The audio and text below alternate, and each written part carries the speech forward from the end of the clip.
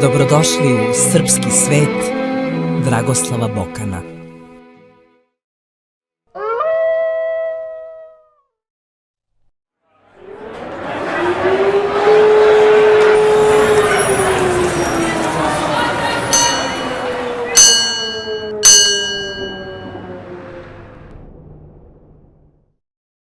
Pomaže Bog.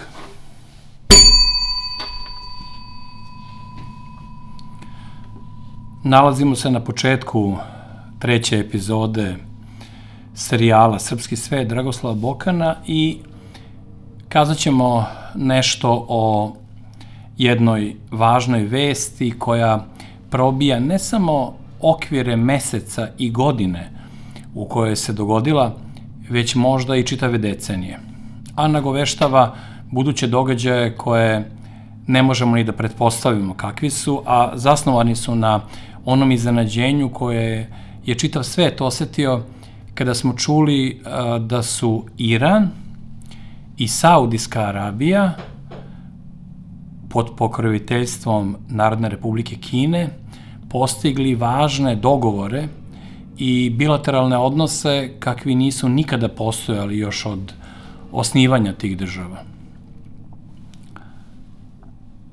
Iran u odnosu na Saudijsku Arabiju je bio na drugoj strani geopolitičkoj, vojnoj, verskoj, na drugoj strani državnog uređenja, načina odnosa prema ideji svoje uloge u regionima kojima pripadaju, dok je Saudijska Arabija dugo vremena bila glavni saveznik ekonomskih interesa Sjedinjenih Američkih Država, čak toliko da je praktično vojska američka bila i vojska Saudijske Arabije, a petrol, dolar bio praktično glavna valuta.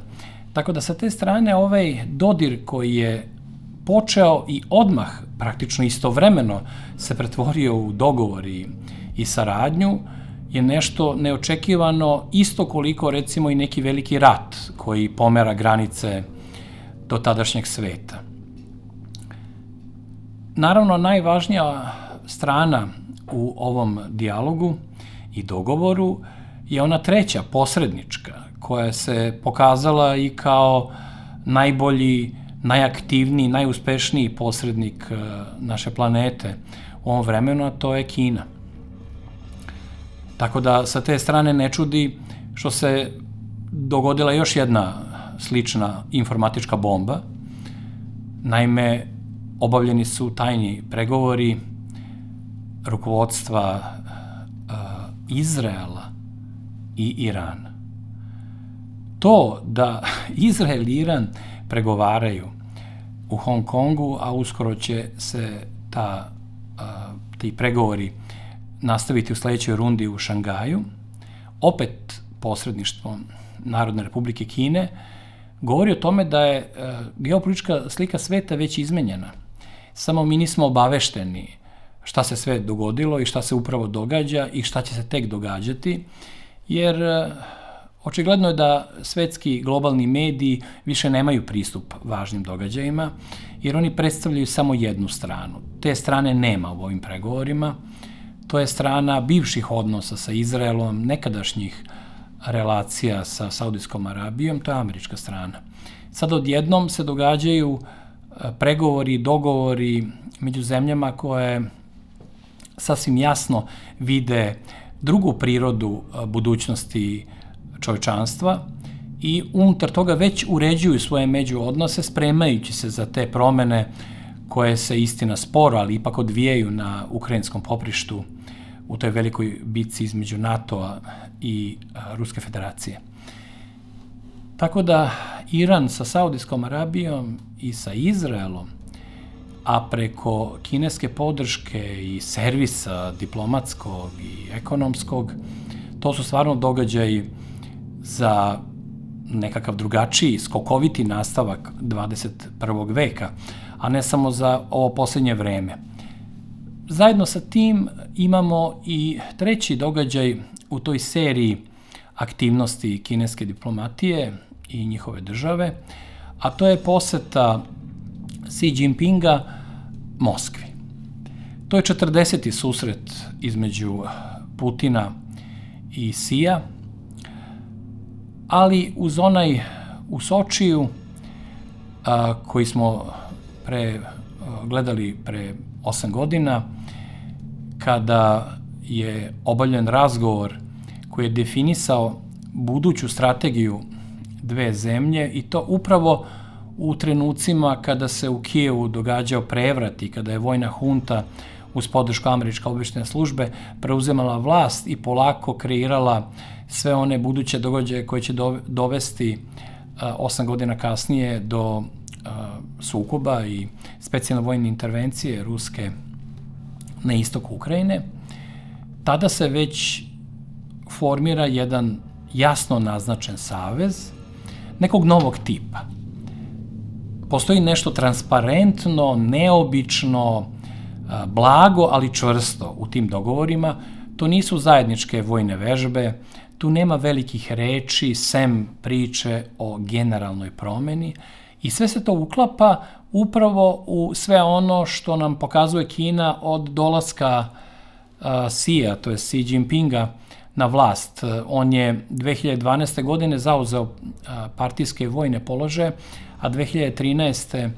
je postao i čovjek koji upravlja kineskom državom. Interesantno je da je Narodni kongres na glasanju, kada je on izabran, imao 2956 glasača, od čega je samo jedan neki nesrećni delegat glasao protiv, možda greškom, protiv postavljenja Xija na čelo kineske države.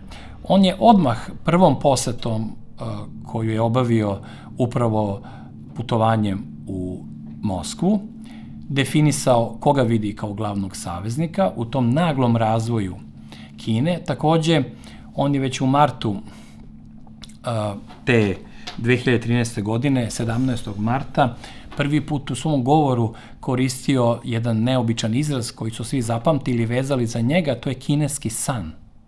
Kineski san ima tih 5 tačaka koje on naznačio, znači na samom početku svog mandata. To su nacionalna obnova, poboljšanje života ljudi, blagostanje, izgradnja boljeg društva, pravednijeg, i jačanje vojske. Poslednja, ali ne i najmanje važno. Tih 5 pravaca treba da definišu kinesku verziju onoga što smo do tada poznavali u izrazu američki san, koji je odavno otišao u prošlost i počeo da se kosi sa rezultatima realnosti u koja upada američki narod iz situacije u situaciju, učestvujući u vojnim operacijama i u stradanjima ostatka sveta.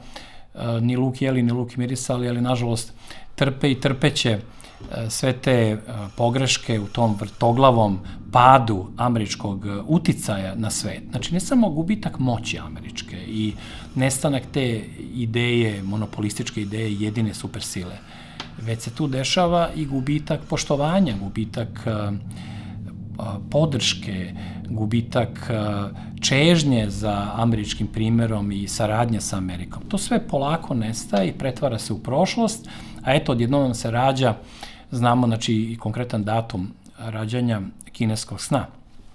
Odmah uz to Xi postavlja još neke modele, pa ćemo ovde odmah da ih i pomenemo.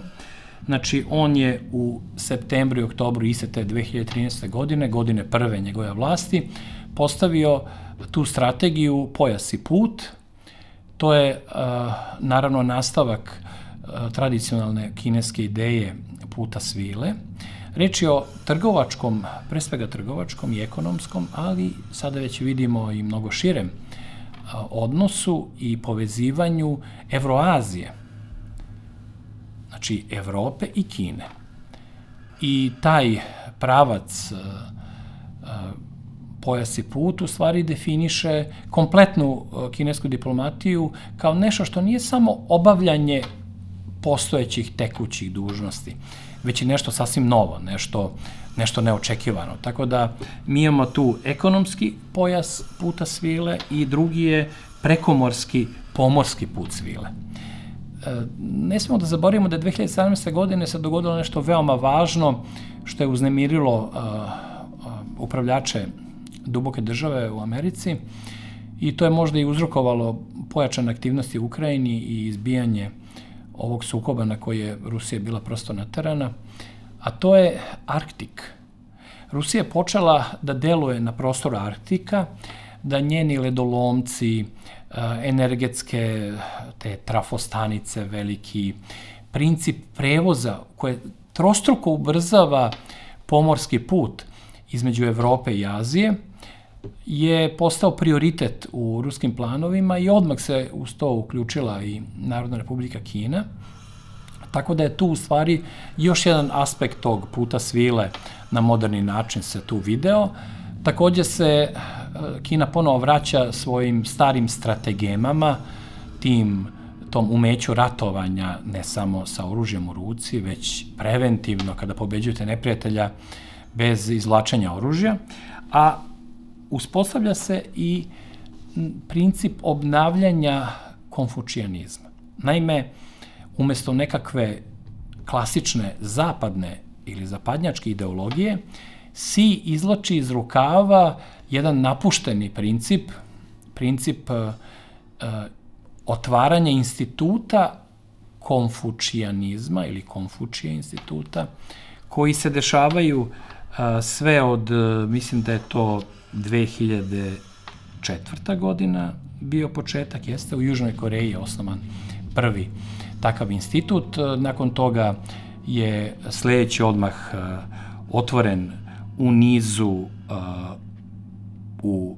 posle Seula u Taškentu, a već 2 godine kasnije, 2006. godine u Beogradu.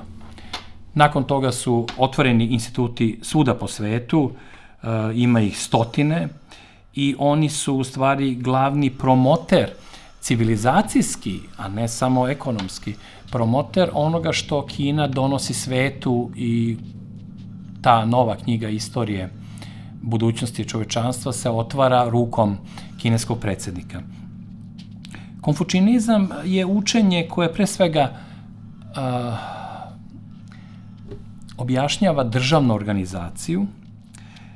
Vladar po tom učenju ima mandat neba, on je u stvari izabranik sila, i pojedinac je podređen društvu, s tim što naravno nisu ugrožena njegova suštinska prava, ali deo svojih prava on pretvara u slobodu za državu, a ne samo za pojedinca, i on time u stvari učestvuje u izgradnji društva kao njen važan faktor. I svako od pojedinaca u toj ogromnoj masi građana Kine postaje graditelj tog kineskog društva i zaštitnik kineske države. Tako da je on time nastavio nešto što je prekinuto 912. godine, ukidanje monarhije i nakon toga stradanjem od Japanaca u Drugom svetskom ratu, i iz tog strašnog pada Kina se razvila u dva pravca. S jedne strane su Tajvan i Formoza odvojeni od Kine, a s druge strane ovaj ideološki deo koji je sada uspeo da nadiđe sopstvene slabosti i da bez nekakvog unutrašnjeg građanskog rata uspe da integriše sve talente Kine, njenu prošlost, želju za budućnošću, najkreativnije reditelje, ljude koji su majstori menadžmenta, fantastične matematičare, naučnike, sportiste, u jedan pravac. Taj pravac, on u stvari je praćen i velikim sudbonosnim odlukama. Naime, 2015. godine Si je ukinuo ono ozloglašeno politiku jednog deteta, koja je 35 godina od 1980. pa do te 2015. godine vladala i da nijedna porodica nije smela da ima više od jednog deteta, što je naravno uzrokovalo veliku frustraciju u društvu, pokušaj izigravanja tog zakona, međusobno nepoverenje, onda ogroman broj abortusa ženske dece, jer se onda računalo da ako imaš pravo na samo jedno dete, onda se išlo na muško dete koje nastavlja i porodično prezime i možda će i lakše podneti teškoće života i iskušenja, posebno onim zabačenijim provincijama ogromne kineske države. To je sve nestalo i 2015. godine to pravilo jednog deteta je ukinuto i Kina se s te strane, znači iznutra, iz polja razvija. Si je inače sin partijskog funkcionera, on koji je istradao, pa je onda si upoznao i drugu stranu medalje, tako da je on i propatio i upoznao iznutra Kinu, ne samo u tom privilegovanom položaju, ali je tako došao u mogućnost da usponom kroz tih hiljade i hiljade stepenica, kroz koje je morao da prođe da bi došao do vrha, on je zaista stekao mnoge veštine. On je bio prvo angažovan u partijskoj strukturi, pa onda u vojnoj strukturi, bio je deo tog centralnog vojnog komiteta, onda je bio jedan od 9 članova politbiroa, znači ušao je u političku strukturu, bio je potpredsednik Kine i onda je na kraju došao do te ključne uloge gde je spojio sve te funkcije u jednu i od 2013. godine on sam svojom ličnošću, svojom hrabrošću, svojom mudrošću štiti interese Kine.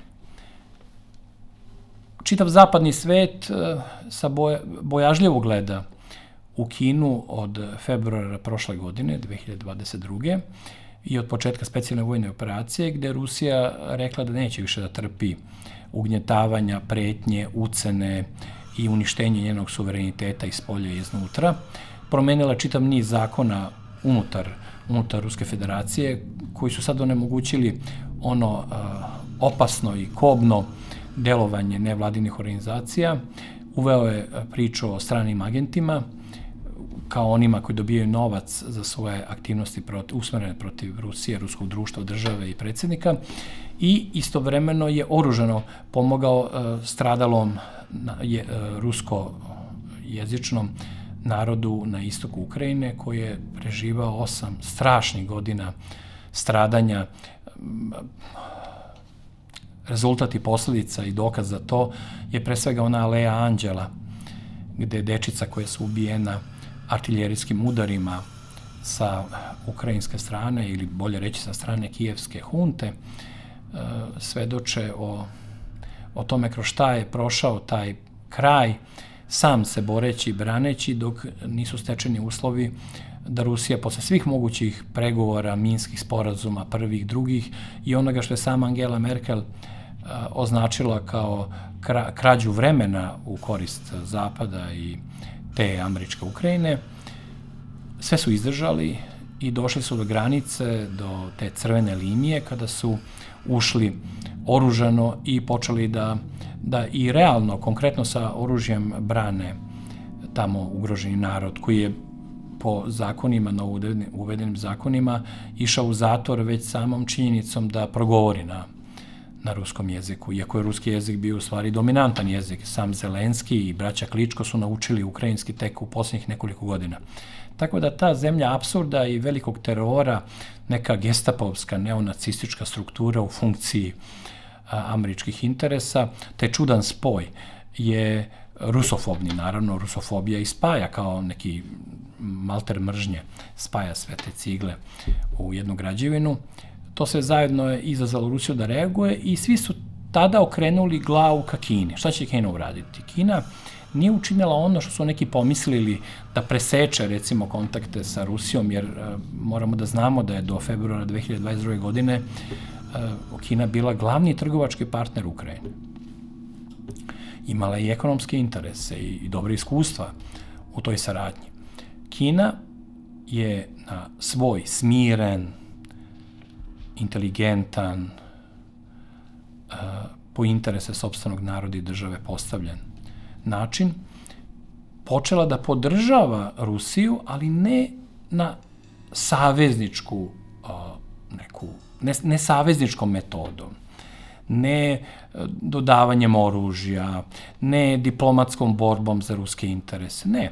Oni su na neki mekan način u onom tipično kinesko-strateškom modelu niske frekvencije krenuli da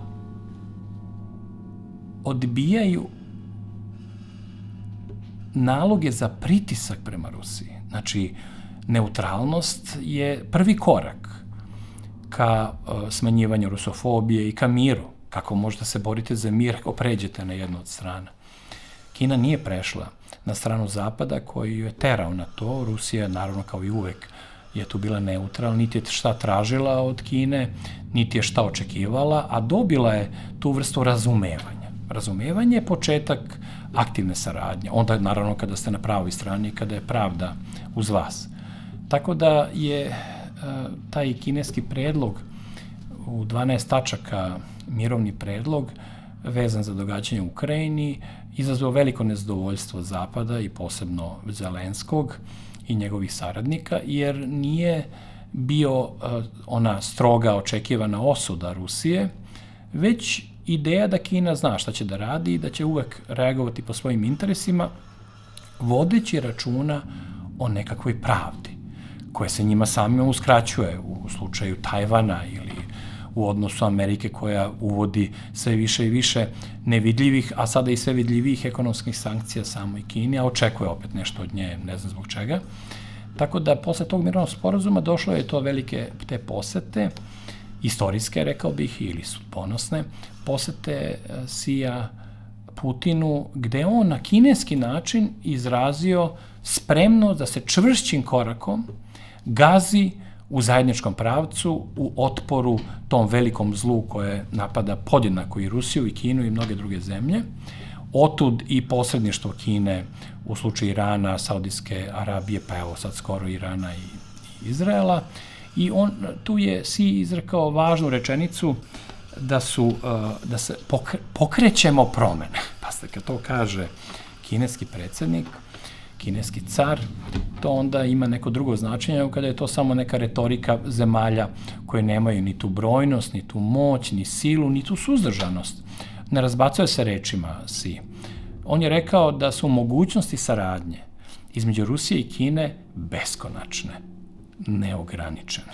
Tako da, između tih redova i između onog pozdrava na licu mesta, na sred ulice, dok predsednik Xi ulazi u automobil i onda se oprašta ćaskajući kao sa prijateljem sa ruskim predsednikom, mi tu vidimo potpunu promenu političke mape sveta i vidimo da je budućnost došla po svoje i da dosadašnji odnosi više nemaju ni trunku nekadašnjeg značaja, odjek pada Berlinskog zida je utihnuo, stvari se postavljaju na real politički način, a ne kroz fraze o širenju demokratije i odbrani takozvanih ljudskih prava, naime samo onih ljudi koji odgovaraju interesima duboke države u Americi.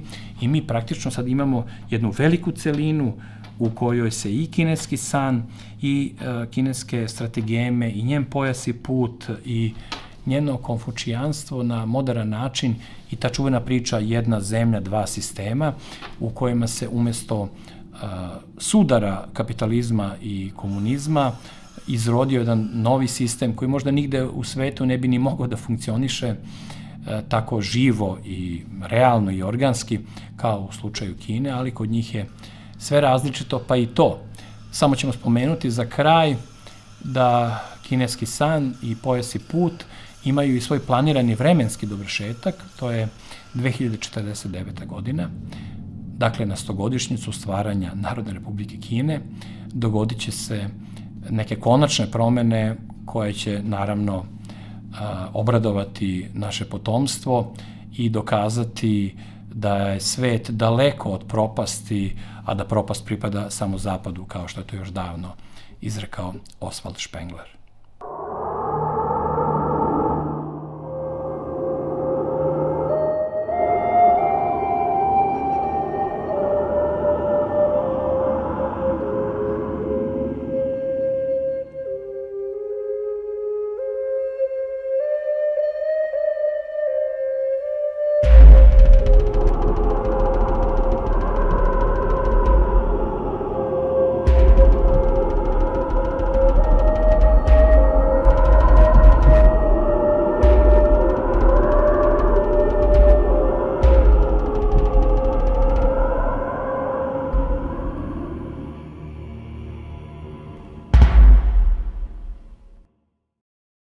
U glavnom tematu podcasta, kome sam dao ime Na putu pobede, putovat ćemo kroz vreme i odredit ćemo jednu važnu istorijsku mapu prošlosti, sadašnjosti i budućnosti Srbije kroz jedno pitanje koje sam naslovio kao mesto Srbije u novom civilizacijskom poretku 21. veka. Bez obzira ko bio na kojoj strani, svi razumeju i priznaju, a i ne mogu da ne priznaju, da se mi nalazimo pred početkom nečega što će tek izrasti iz ruševina onog poretka koji je vladao od takozvanog pada Berlinskog zida, pa evo do danas. U tom kratkom vremenu su se dogodile stvari za koje su nekad bile potrebne 100 godina. Sada se to vreme skratilo i užurbalo i nalazimo se u sred jedne velike planetarne bitke koja je u toku. Mi smo u 20. veku učestvovali u nekoliko tih velikih svetskih ratova i bitaka između raznih polova čovečanstva i bili smo uvek, kako bismo to rekli, na boljoj strani. I time nismo skoro ništa učinili za interese svog naroda i za veću sreću i dostojanstvo i priznanje onima koji su stradali na toj boljoj strani čovečanstva. Često bi se ta bolja strana spojila saveznički sa onom nekada protivničkom, neprijateljskom stranom, pa bi zajedno udarali cinično o srpski narod razne države koje su se događale na teritorijama gde mi živimo, čineći sve što mogu da taj nepokorni, slobodoljubivi narod koji su oni definisali kao male Ruse, ne znam samo zbog čega, pošto je naša nesvrstanost podjednako važna kao i naše bratsko osjećanje prema istorodnoj i istovernoj Rusiji. I nije se to sve završavalo ne samo dobro, nego čak ni malo loše, već katastrofalno po nas. Tako da ovog puta treba da budemo na pravoj strani, na strani Božje pravde, ali istovremeno i na svojoj strani, na našoj strani, na srpskoj strani. Da bismo to mogli, treba prvo da postavimo jednu vremensku mapu, a onda i metodološku. Vremensku mapu ćemo povući sećanjem na postojanje savremene srpske države, tamo još od početka, 13. veka, pa evo do dana današnjeg. Naime, imali smo nekoliko faza na tom putu, to su naši zaveti, naše društvo, naš narod, naša crkva i naša država kroz vreme. I to putovanje kroz vekove počinje sa uspostavljanjem autokefalne srpske crkve i sa krunisanjem našeg prvog vladara priznatog od takozvane Evrope, Stefana Prvovenčanog. Ta dva brata i njihov otac su odredili čitavu tu prvu fazu, to je početak te prve faze koju bismo mogli da nazovemo buđenja samosvesti. To zlatno doba srpske srednjovekovne istorije, ono kreće od porodice Nemanjić i onda ide preko svih onih događanja vezanih za kneza Lazara i njegovog sina, pa do kraja despotovine. I u toj čitavoj fazi, u tom procesu, u tom zlatnom dobu srpske istorije, kada smo mi davali velike rezultate i državne, i umetničke, i kulturne, i verske, čitavoj Evropi, tadašnjoj i svetu, koji je bio u stvari samo proširena Evropa u to vreme, to je u stvari taj veliki, fenomenalni, sjajni početak. Nakon njega, nažalost, dolazi ta druga faza, koju bismo mogli da nazovemo zimski san Srbije. To je u stvari, to su ta 3 veka i 2 ropstva. 2 ropstva pod Austrijom i pod Turskom, pod rimokatoličanstvom i pod tim borbenim islamom, ali ipak su ta ropstva bila pre svega fizička ropstva. Nije uspeo njihov pokušaj da utiču i na duhovnu predaju, znači preveravanje većeg dela našeg naroda, niti na duševnu klonulost. Tako da je sve završeno samo na površini i zbog toga smo mi uspeli da isplivamo, da izronimo iz tog perioda kada su se stvari događale odozdo, a ne odozgo, kada smo ostali bez plemstva, ali je naša crkva i herojstvo našeg naroda, vernog rodu i slavi krsnoj i Bogu, Bogorodici i našem pravoslavnom svetosavskom putu, uspeo da nas sačuva i da tako dođemo do sledeće faze, a to je 19. vek. 19. vek bi mogli da nazovemo sa puno prava buđenjem proleća, jer Srbija učestvuje ne samo u sopstvenom oslobađanju od fizičkog ropstva, već i u oslobađanju čitavog Balkana i u raznim slovenofilskim i slovenskim projektima. Naime, čitav 19. vek vi imate borbu između dva koncepta. Jedan je jugoslovenski koncept, gde se mi spajamo po nekom apstraktnom, više teoretskom modelu, rasnom, uslovno rečeno, modelu Slovena koji se ujedinjuju zbog svog zajedničkog porekla, a drugi koncept njemu suprotstavljen, a naizgled sličan, je koncept slovenofilski, gde je reč o pravoslavnom druženju i bratstvu između slovenskih zemalja koji imaju zajedničku veru.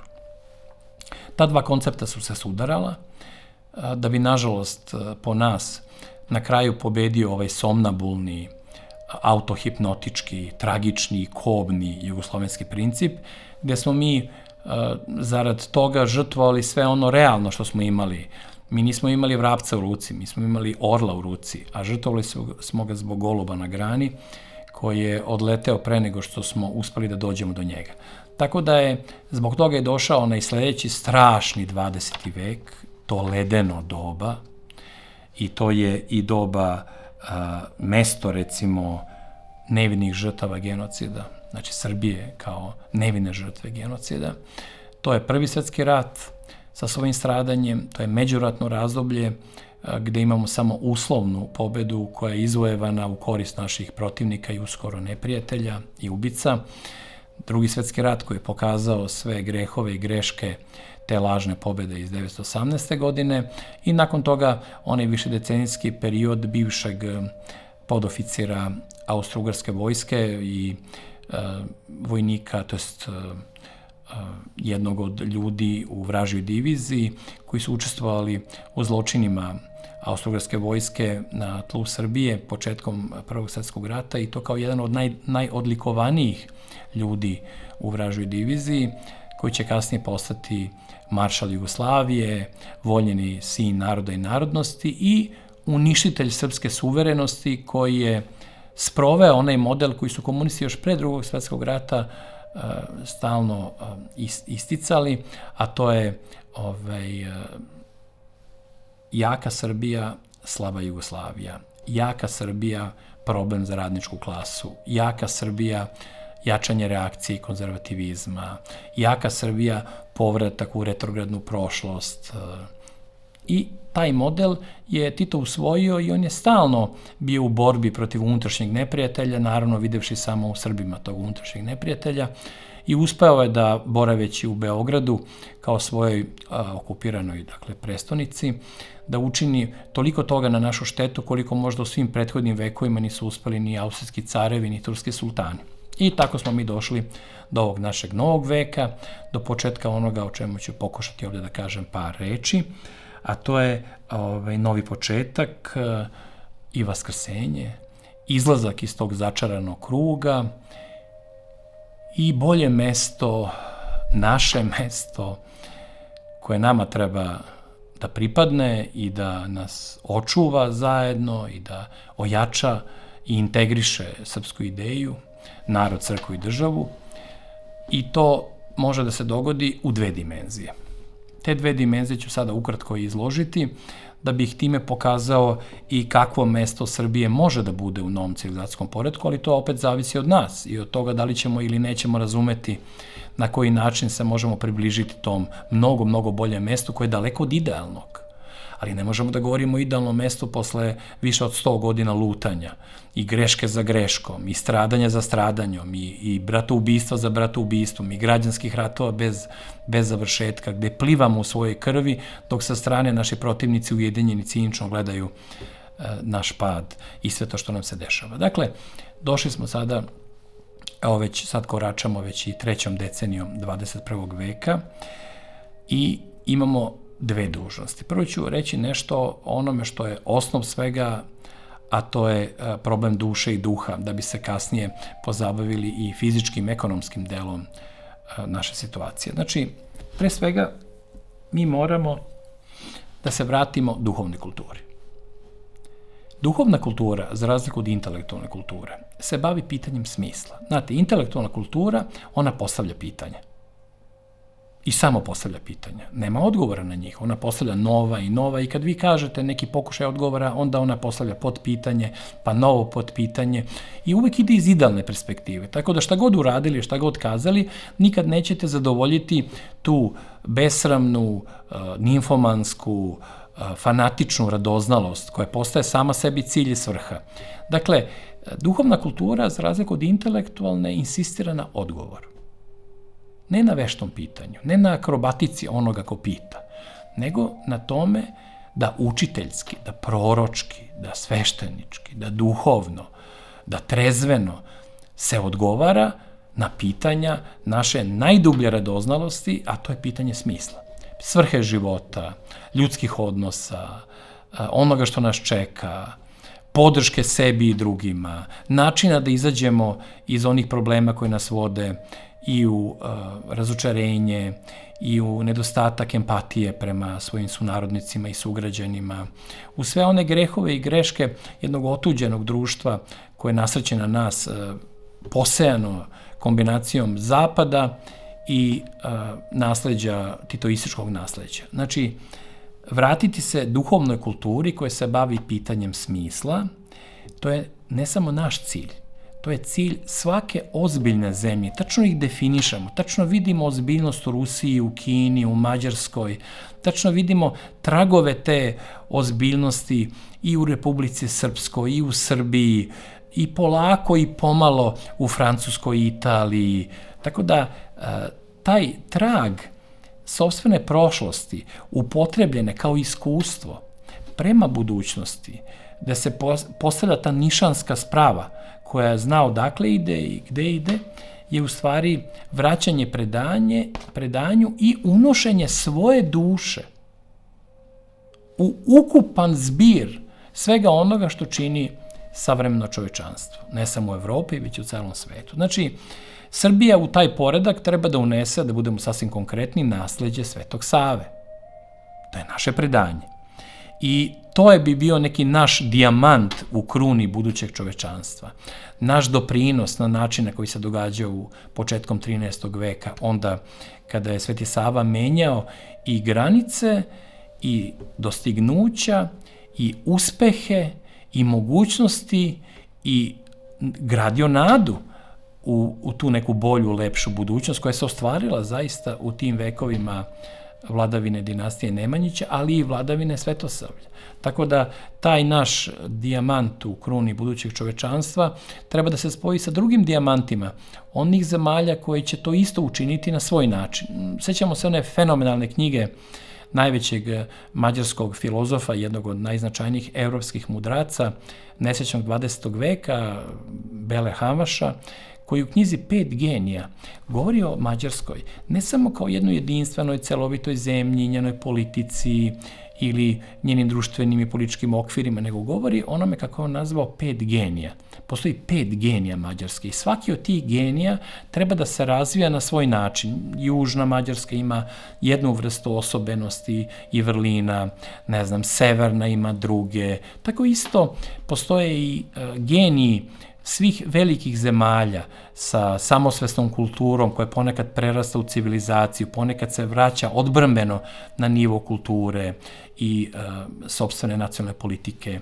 Znači, ta vrsta doprinosa davanjem duše smislu te buduće zajednice, za koju ne znamo tačno ni kako će izgledati, ni kako će se zvati, ni koji će biti njeni formalni načini realizovanja, ni kako će se zvati te ideologije koji su sad u začetku, u semenu, pa još ne možemo uvek da govorimo o njima u potpunosti, već samo u naznakama, kroz neku intuiciju. U svakom slučaju moramo da polazimo od suštine, moramo da polazimo od duha, kako bi to rekli biblijski, a ostalo će se samo nadodati.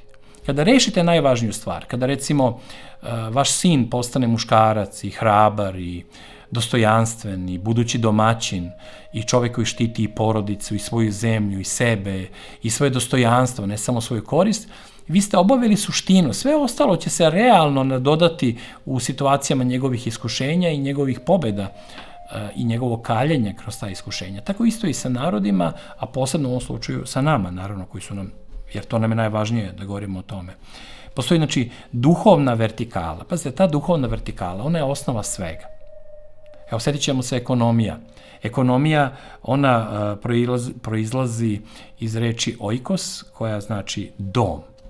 Znači, dom.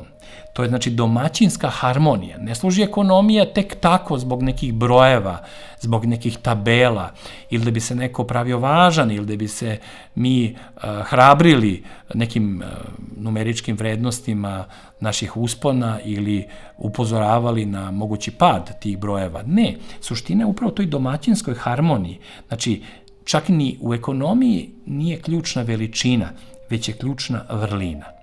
Znači, vrlinom vere i duhovne kulture jača nacija. Jačanjem nacije jača otadžbina. Jačanjem otadžbine poboljšava se i ozdravljuje društvo, a ojačava i brani država. Znači, to su procesi koji su nezaustavljivi i organski povezani jedan sa drugim. Nemoguće je razmišljati samo o finansijskom ili ekonomskom krvotoku, a da ne vidite i čitavo telo tog uspravljenog, društvenog i državnog organizma Republike Srbije.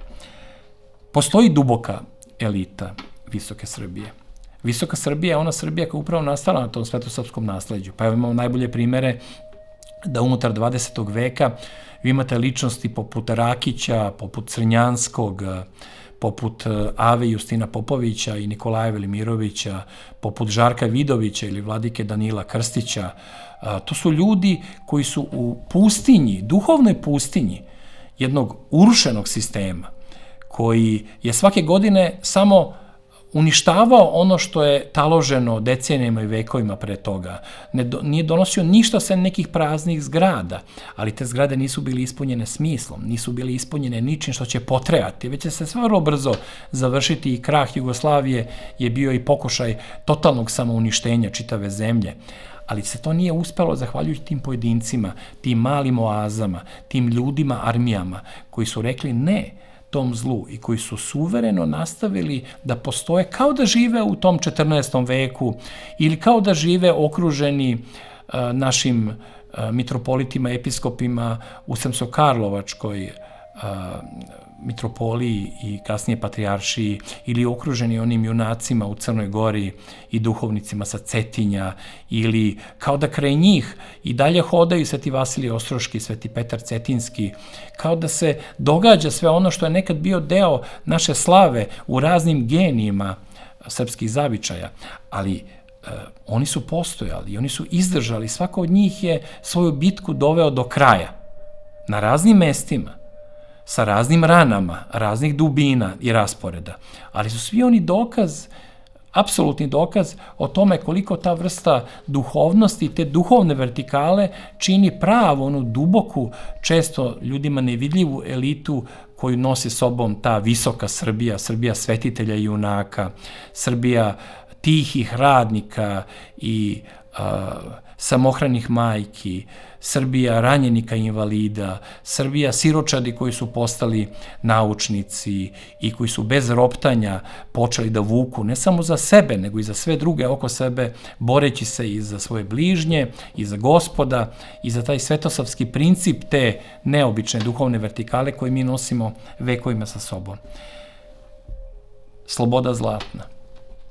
Sama suština srpske ideologije. Ako bismo morali da u dve reči nju pokažemo i učinimo vidljivom, to bi bila ta sloboda zlatna. Ta sloboda zlatna, ne bilo kakva sloboda. Jer, pazite, ljudi često koriste reč za sloboda u najgore moguće svrhe, najpogrešnije. Pa onda je obično sloboda za nešto što ima veze sa ličnom korišću, sa egoizmom, sa otimanjem od drugih, bez obaveza, a istovremeno nemamo ni slobodu od, ni slobodu za, na onaj pravi način koji može da bude koristan i za nas i zajednicu koju pripadamo, nego zlatna sloboda, ne bronzana, ne olupana, ne plehana, ne ideološka, već zlatna sloboda. Zlatna sloboda, kao što naš narod jasno kaže u svojoj krilatici, je uvek vezana za krst časni. Znači, duhovnost, krst časni, veza sa večnošću, sa Bogom, sa precima, sa verom i onda samim tim i nacija prerasta neku vrstu egoistične borbe sa susedima, kao neka vrsta kolektivnih gladijatora i prerasta u neku vrstu harmonične integracije i sa prošlošću i sa budućnošću na način gde postoji ono što je naša vekovna zastava, a to je Bože pravde. Ne Bože koristi, ne Bože pobeda praznih i aplauza, nego Bože pravde. Znači, ta zlatna sloboda, sloboda zlatna i taj krst časni, oni nas postavljaju u opet onu perspektivu izgubljenog puta. Znači, mi smo imali jedan pravac. Taj pravac je, ajde da ga pojednostavljeno nazovemo srpski put. Srpski put koji ide svetosavskim koracima je odjednom prestao od 1. decembra 1918. godine nadalje. Ušli smo u bespuće i lutali smo. Lutali smo preko 100 godina da bismo onda se ponovo vratili sebi, vaskrsli u potencijalu, tek daleko smo još od pravih i konačnih rezultata, ali smo počeli da se preispitujemo, počeli smo da razmišljamo, da se vraćamo sebi i samim tim onda mi možemo i u istorijskom i u nadistorijskom smislu da sebe i svoju Srbiju oživimo, iscelimo, vaspostavimo, obnovimo, umnožimo. Dakle, i naš potencijal, kao ono što možemo ako budemo postavili zakone pozitivne selekcije i toga da ljudi rade najbolje, ono što najbolje znaju i da onaj ko se umori se skloni da bi neko drugi ko ima veću energiju i još uvek snage i vere u sebi stupio na njegovom mestu, kao u rimskoj legiji kada prvi deo ili prvi red popusti, odmah drugi red postaje prvi red. To je stari taj model i naravno naša dužnost. Imamo dužnost prema sebi i drugima, prema prošlosti i budućnosti i ne živimo samo svojom odlukom šta ćemo raditi i kako ćemo činiti na svoju korist. Kao što smo nasledili poreklo, ime i prezime, pismo, veru, kao što smo nasledili jezik kojim govorimo, tako isto imamo i dužnosti. Te dužnosti, one su vezane za tu novodobijenu slobodu za koju tek treba da se izborimo i koja naravno će biti važna i nezamenjiva u čitavom ovom procesu, a sad dolazimo do onog dela koji bi u političkom smislu bio prvi i jedini, a ovaj uvodni bi bio stavljen negde sa strane u neku marginu ili fusnotu. Mi sad živimo u integralnom dobu, u 21. veku, veku za koji André Malraux, veliki ministar kulture de Gaulleove Francuske, heroj pokreta otpora, ali istovremeno i levičar, koji je bio i neka vrsta čak dugo vremena simbola tog slobodnog mišljenja koje je išlo do granice ateizma, koji je izrekao onu neverovatnu rečenicu u koju sve više i više počinju da veruju čak i oni koji ne veruju, a to je da će 21. vek ili biti vek vere u Hrista, ili neće postojati. Ili neće postojati ni vek, ni čovečanstvo, jer će se sve survati ako ne budemo hrišćanstvom ukočili taj strmoglav. To je rekao čovek koji nije bio poznat kao vernik i kao čovek koji provodi vreme u crkvi, već kao čovek koji provodi vreme u razmišljanju. I on je došao do tog zaključka, čak i svoje neke slobodne, lutajuće perspektive, ali taj njegov zaključak svima nama pomaže da razumemo da bez te tog duhovnog okvira, bez tog temelja, bez te vertikale, bez te slobode zlatne, bez tog krsta časnog, bez obraza, bez dostojanstva, bez smisla, bez pobede nad grehom i smrću, bez te nove unutrašnje neustrašivosti i doživljaja ljudi oko sebe kao braće i sestara u Hristu, bez toga sve ovo drugo o čemu ćemo isto reći par reči ne bi moglo da postoji. To drugo naravno je pre svega vezano za ekonomiju, ali na određen način i za taj civilizacijski aspekt našeg uključivanja u novi poredak u svetu. Srbija može da bude posrednik. Ne možda tako veliki kao Kina. Ne možda sa tako blistavom biografijom, sa svojim kolektivnim CV-em iz prošlosti, kao Švajcarska. Ali to srpsko posredništvo se već događa. Bez velikih reči, bez fanfara, čak često i bez prepoznavanja od strane sopstvenog naroda i sopstvenih građana, to se događa. Pogledajte odnose Beograda i Budimpešte, odnose Srbije i Mađarske, pogledajte tu čudnu liniju koja odbija da se pokorava jasnim i bezumnim samoubilačkim naređenjima sa zapada, naređenjima kojima se pokorava recimo Nemačka i dovodeći sebe do granice uništenja. Znači, ta vrsta posrednička, koja nije samo ekonomsko, ali je i ekonomsko, koje je negde na razdelu, negde između istoka i zapada, je u stvari naša budućnost i najsvetlija perspektiva koja nas potencijalno čeka. Kao što smo u vreme Stefana Nemanje, pa i u vreme srpskih kraljeva, pa čak i onog velikog cara našeg, Dušana, mi bili između Vizantije i zapada. Bili smo u nekom svom odnosu gde se to nesvrstavanje smatralo kao važan deo te slobode zlatne. To nije bilo vezano samo za vladarske ambicije, već za samu suštinu našeg putovanja kroz vreme, onoga što smo mi svi nasledili. Tako da se Srbija postavlja tu kao mogući posrednik između onih sila koje trebaju da se usklade i posredovanju i dijalogu među svim tim vektorima koji izbijaju sa svih strana, tim čudnim promenama, novim savezima, raskidanjem saveza, zaboravljanjem tragične prošlosti, uvođenjem nekih čudnih nepoverenja koje su usađena sa strane, samoubilačkim unutrašnjim bojevima raznih kolona koje nasreću protiv sopstvene prestonice i sopstvene države. Sve to zajedno se dešava kao nekakav košmar. Ti vektori iskaču, spuštaju se, kao neki elektricitet koji postoji negde na površini događaja, ali u svemu tome mi trebamo da omogućimo da istok i zapad bolje razumeju jedni druge.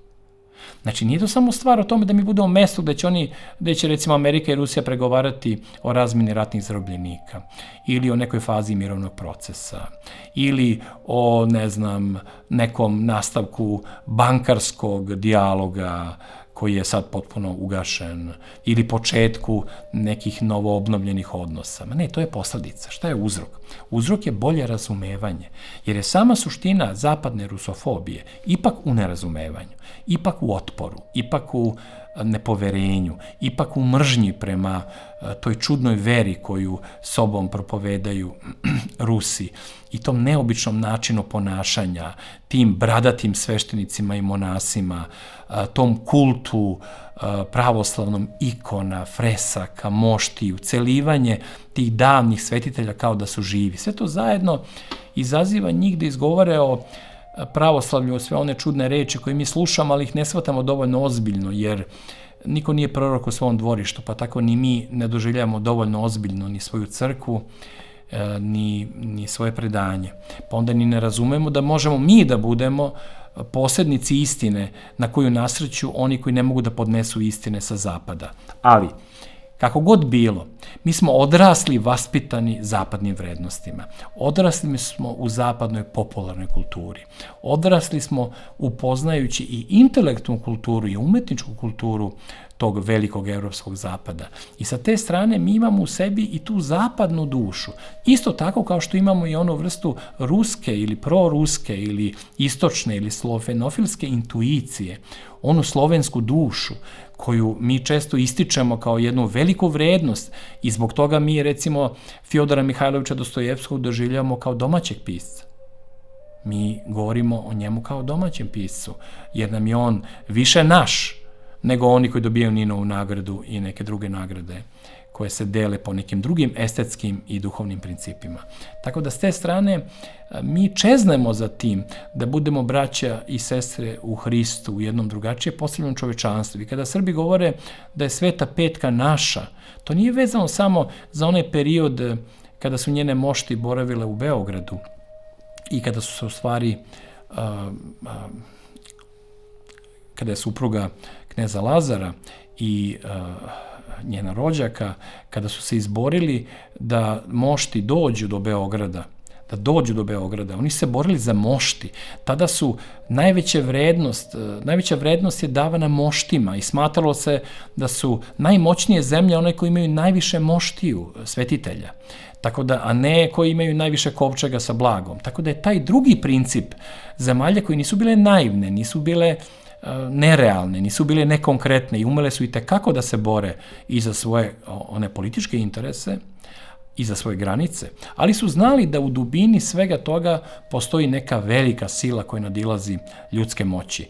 I to sve zajedno čini da mi pripadamo toj civilizaciji kojoj od skoro ponovo pripada i Rusija, koja je imala jednu veliku pauzu u otuđenosti od sopstvenog predanja, kao i mi u ostalom u Titovoj Jugoslaviji. Tako da oni tako u Sovjetskom savezu, posebno u vreme Hruščova, koji je bio najkatastrofalniji deo, mnogo gori nego Staljinov, uporediv samo sa Lenjinovim uništavanjem duhovnog nasleđa i duhovnosti Rusije. Dakle, mi pripadamo principima te svete Rusije i visoke Srbije, ali istovremeno smo odgajeni tamo na zapadu, zapadnim vrednostima. Kao Lord Greystock koji je odrastao u džungli među majmunima i savršeno ume da se baca sa grane na granu, da lijanama prelazi u vazdušnim akrobacijama, za druge smrtonosni put, a za njega uobičajeni. Tako smo i mi naučili zapadne vrednosti, zapadne trikove, metode, njihovu muziku, pop kulturu, modu, suštinu svega onoga što čini njihovu dušu i njihov duh, kakav god on bio.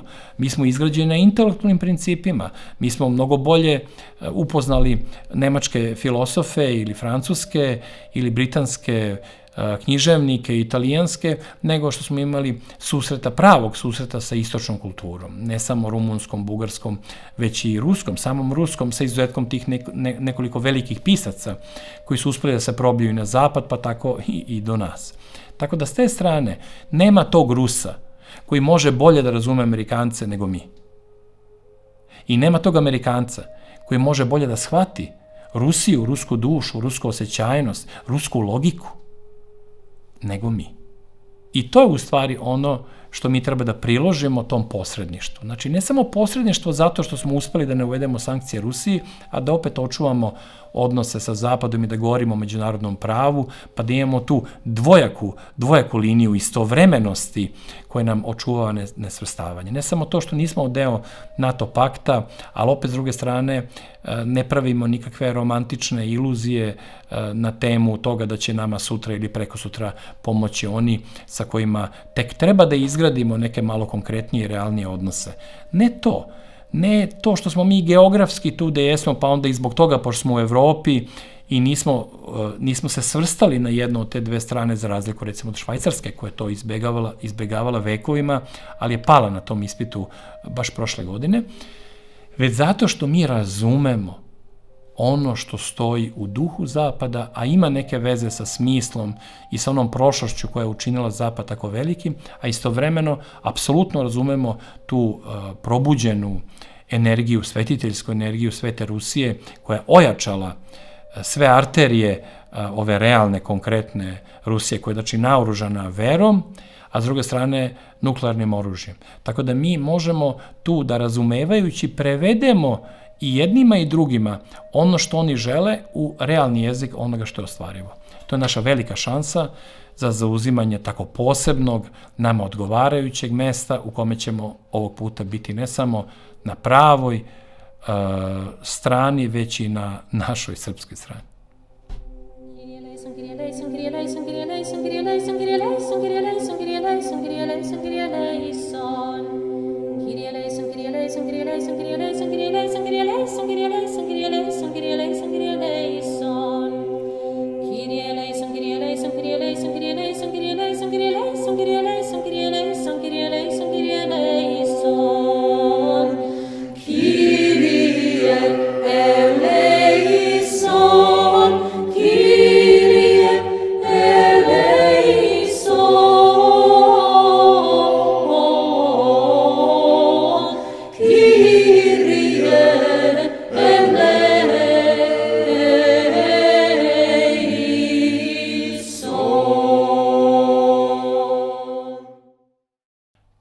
Postoje uvrežene misli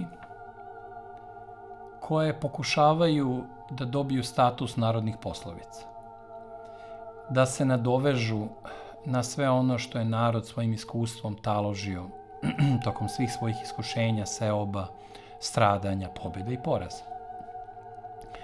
Te fraze, ta opšta mesta, često zvuče krajnje uverljivo, potpuno logično, možda kao jedino moguće, ali dubinski iza njih se krije često prevara, čije se nečija čarobna frula, čija melodija vas vodi negde daleko od onoga što bi u stvari trebao da bude vaš pravi interes. Jedna od takvih fraza, posebno opasnih u Srbiji, jer je za vreme i komunizma i titoizma, ali i za vreme ovog novog doba odricanja od svoje nacije i posebno od svoje države, došla do izražaja i zamenila sve ono u što smo verovali pre toga vekovima. To je ona čuvena fraza: nije važno kakve je ko vere i nacije, već kakav je ko čovek. Znate, iza te jedne titanske, pretenciozne, prometejske misli se krije u stvari jedna apsolutna glupost. Znači, to je rečenica ili pokušaj misli koja se ruši već na samom početku i na najmanjem ispitivanju toga šta ona sadrži. Iako bi mnogi ne razmišljajući, nju spašava, to opšte mesto spašava nerazmišljanje. Znači, vi ne razmišljate i ponavljate.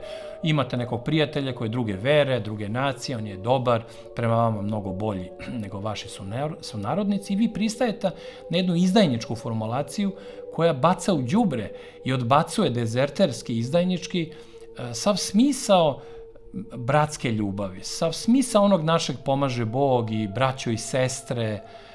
To se sve pretvara samo u jednu frazeologiju u kome je važan sopstveni stomak, sopstveni novčanik, sopstveno da ne kažem šta, jer je važno kakav je kao čovek. Da li je dobar ili nije dobar. Da li je velikodušan ili je škrt. Da li je blag ili surov. Da li je vama naklonjen ili ne. I na tome se sve završava. A sve ono što je suština iza tog vrha ledenog brega, ono što je u dubini vekova i pravog, istinskog iskustva, se tu krije. Pa znate vi kroz kakvo iznenađenje su prošli svi oni Srbi iz Hrvatske i u Drugom svetskom ratu, a i tokom 90. godina koji su verovali u svoje komšije, jer su bili dobri ljudi i zaista su bili. Deca su im se družila međusobno, zajedno su odmahivali rukom, borili se protiv elementarnih nepogoda, zajedno gradili kuće i zgrade posle zemljotresa, ulagali jedni u druge, družili se, ženili, udavali, da bi onda došao rat. Drugi svetski, a onda i ovaj balkanski iz 90. godina, gde bi se cela ta kula od karata srušila na strašne načine.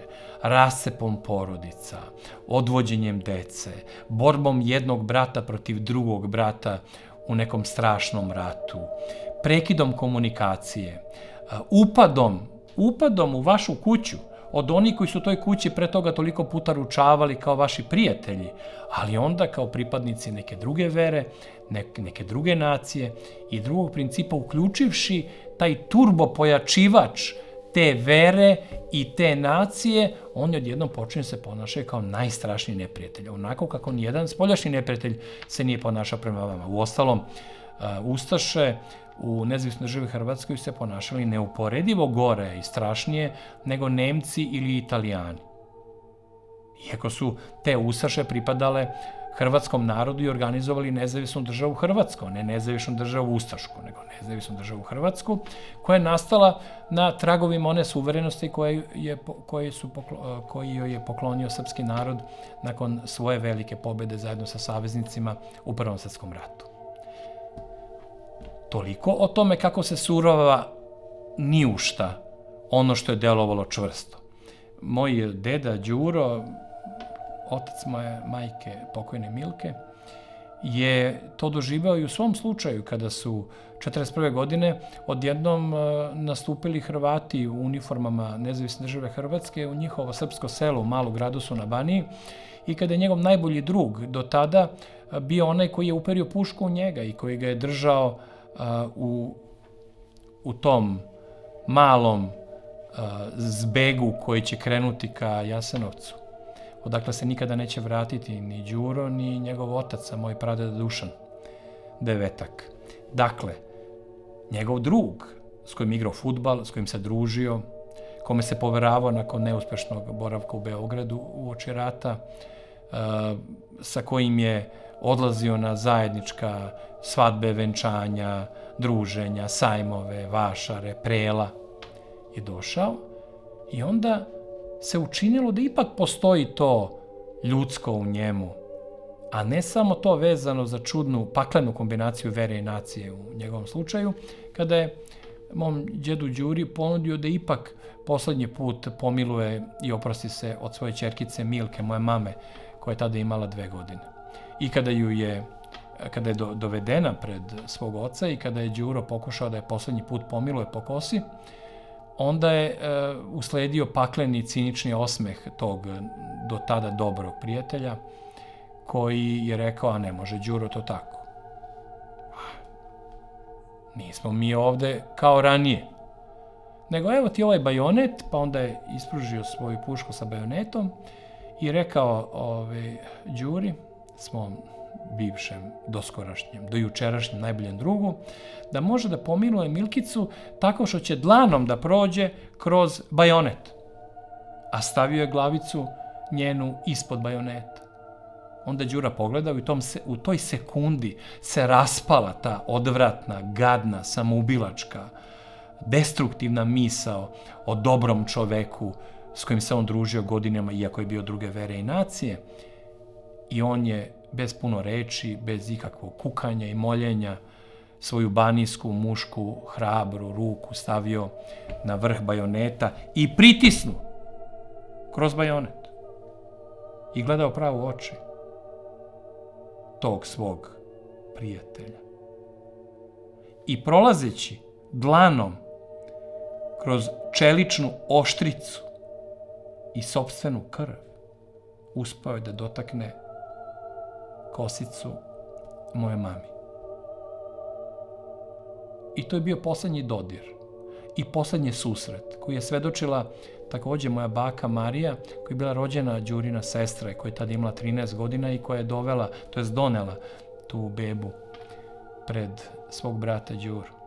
I zapamtila to i onda meni ispričala mnogo, mnogo kasnije, jer nije htela, kako je ona rekla, da me opterećuje takvim stvarima koje u stvari očišćuju dušu i vraćaju nas u suštinsku realnost. Nego smo živeli svi u toj hipnozi bratstva, jedinstva, toga da, ponavljam, nije važno kakve je ko vere ili nacije, važno je kakav je ko čovek. Ali ona tu lekciju s sobom zauvek ponela još dok je gledala svog brata i svog oca, njihovog oca, kako odlaze u tom zavijutku centrom Male Graduse prema Sunji i dalje prema Jasenovačkom stratištu i ko zna kakvoj strašnoj smrti koja je dokrajčila to razočarenje i tu neobičnu samospoznaju o tome kakav je ko. Ali, da se vratimo iz tog konkretnog primjera ipak na teorijski nivo razmišljanja o toj frazi, o tome da li ili nije važno kakve ko vere i kakve ko nacije. Pre svega, vera. Jako je važno ko kakvu veru ima i nosi u sebi. Nije vera samo pravoslavlje, rimokatoličanstvo, islam, protestantska neka od njihovih crkava, takozvanih. Nije to samo priča o religiji. Vera je ta moćnija, elementarnija reč koja postoji od samog početka. Imate razne vrste vere. Vera nije samo pozitivna. Ona može mnogo da vam kaže i oda o tome kakav je taj vernik s obzirom u šta veruje. Znači, vi imate činjenicu da svi imaju svoju veru. Znači imate veru u smrt, imate veru u egoizam i sebične interese, imate veru u rasnu nadmoć i demoni imaju svoju veru. Istina, kako to nam poveravaju sveti oci i Biblija, uzdrhtanje pred Bogom, uzdrhtanje od straha pred Bogom, ali oni imaju svoju pobunjeničku, luciferijansku, prometejsku veru. Dakle, i monstruozni pedofili, i ljudožderi, i antisemiti imaju svoju veru. Oni veruju to da je neko njihov potencijalni saveznik, a neko njihova žrtva, neko njihova hrana, neko ko će im podariti krv. I vampiri imaju svoju veru. Znači, vera često suštinski određuje kakav je kao čovek. Kaži mi u šta veruješ, odmah ću ti reći koje su granice koje te okružuju. Ne mogu reći kakav je kao čovek na osnovu toga u šta veruje, ali mogu da mnogo bolje upoznam tog čoveka kroz to kakvu nosi veru. Da li je spreman da se žrtvuje za nju? Da li ta vera služi da bi drugom držao lekcije? Ili da bi sebe preispitivao i pokušavao da se izgradi iznutra? Sve je to pitanje vere. I zbog toga je toliko bitno da razlikujemo duhove, da razlikujemo veru od vere. A onaj ko nema veru ni u šta, njega se treba paziti i bojati. Njega se treba bojati. Znači, kada čovjek prestane da veruje u Boga, da budemo sasvim konkretni, on počinje da se ponaša kao Bog. I dalje imate veru u nepogrešivost. Samo što umjesto Boga vi stavljate sebe na prvo mesto. I ti čoveko bogovi, to čoveko božansko, lažno čovečanstvo, ono je i vladalo paganizmom. Cijela istorija paganizma jeste istorija tih lažnih čoveko-bogova koji sebe uzdižu iznad svih ostalih ljudi. Otud tiranija, otud tolika surovost, otud eliminacija čitavih porodica, otud surovo ubijanje male dece i civila zajedno sa ratnicima.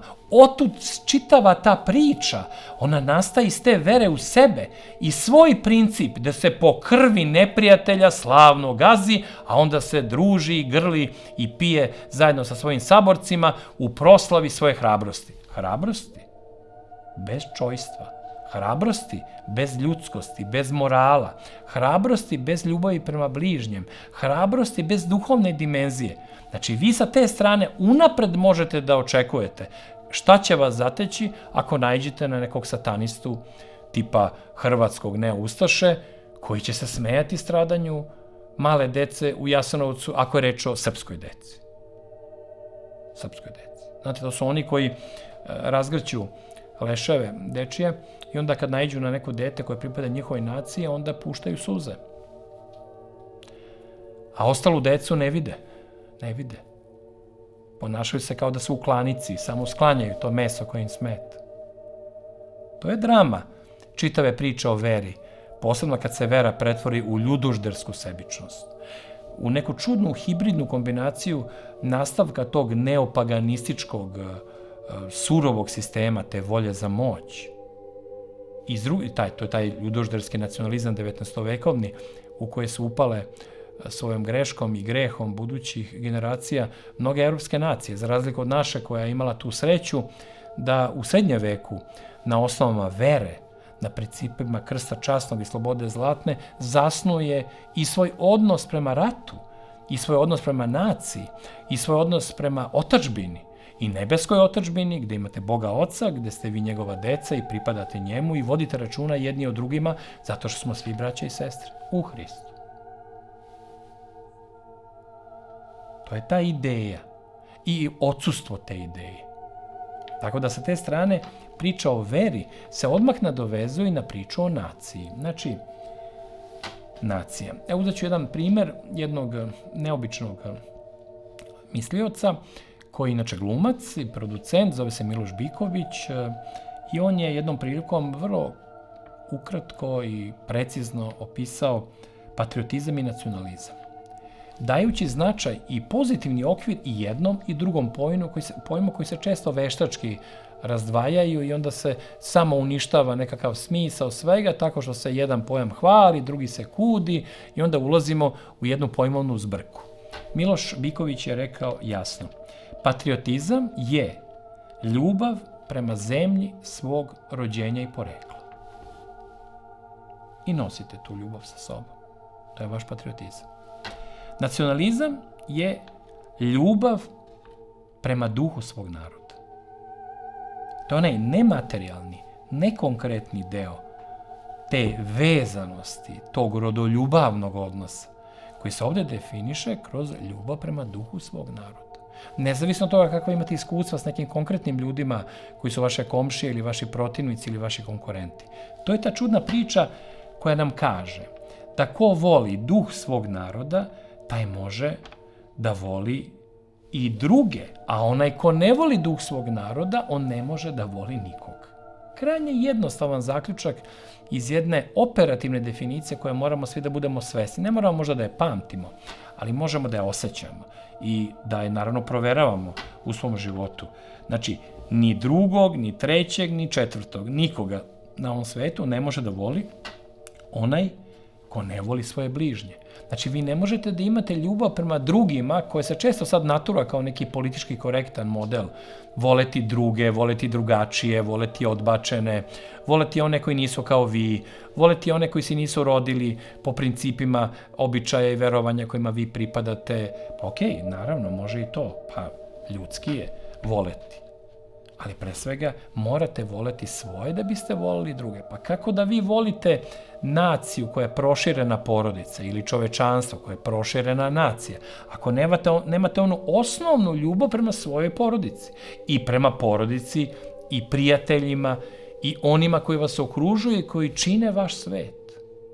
Nije nastao srpski svet Dragoslava Bokana tako što sam ja uspeo da nađem i ovu rasvetu, i optiku, objektive, kameru, scenografiju, montažu, muziku, šumove, zvukove, podršku i sve ono što čini srpski svet Dragoslava Bokana, a ne samo ja, koji sedim preko puta te kamere i govorim zajedno sa vama. Zahvaljujući svim tim mojim bližnjima, koji zajedno sa mnom vama nešto nude, pa ćete vi to prihvatiti ili nećete, ili ćete oceniti na način na koji to vama odgovara. Srećom, mi ovde razgovaramo i sa budućim generacijama. Najlepše u svakom zapisu je o tome što postoji nerođeni koji će jednog dana razgovarati sa nama koji bivamo zauvek zapisani u tom toj čudnoj belešci zvanoj podcast na internetu pod nazivom Srpski svet Dragoslava Bokana. Kada reč o ljubavi prema drugima i sebi i kada reč o dobrim stranama nacionalizma i o potencijalnim opasnim stranama nacionalizma, posebno onog paganskog nacionalizma ili iskvarenog nacionalizma, poput ustaškog ili poput ukrajinskog ili poput svih tih strašnih primjera jezivih iza kojih je stajao neki lažni krst ili neka runa ili neki paganski simbol ezoterijski. Vi u svakom tom slučaju morate da budete srećni i ponosni i u najmanju ruku da znate kakav je to srpski tip viteštva, kakav je to srpski nacionalizam zasnovan na svetosavlju.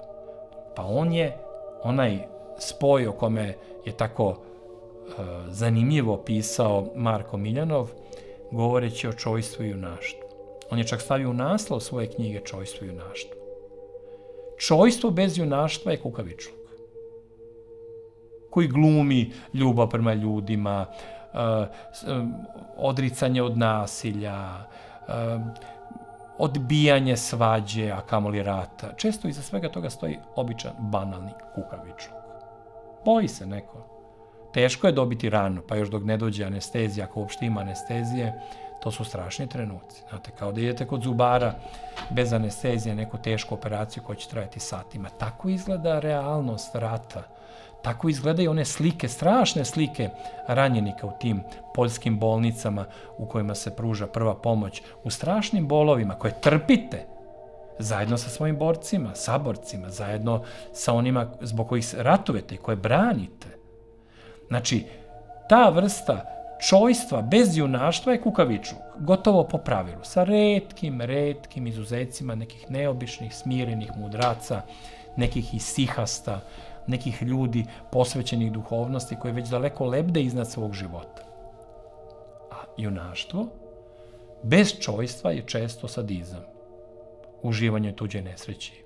To ono ponašanje gorile koji stane svojim stopalom na grudi ono koga je pobedio i onda udara i sve snage u svoje grudi pesnicama i urla.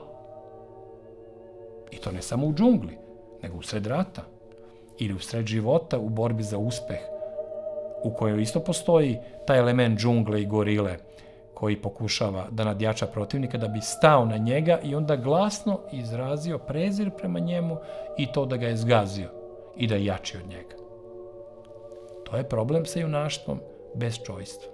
Ali kada se ujedine čojstvo i junaštvo, harmonično, to srce junačko i duša devojačka, kako je to naš narod tako romantično opisivao, ali ne glumeći, ne maštajući, nego iz realnih primjera. Ja znam 100 primjera tih ponašanja gde neko ko je bio jači i hrabriji od ostalih drugima daje mesto ispred sebe, za druge se žrtvuje, drugima nudi svoj orden i pošto i govori o tuđem junaštvu, a ne o svom.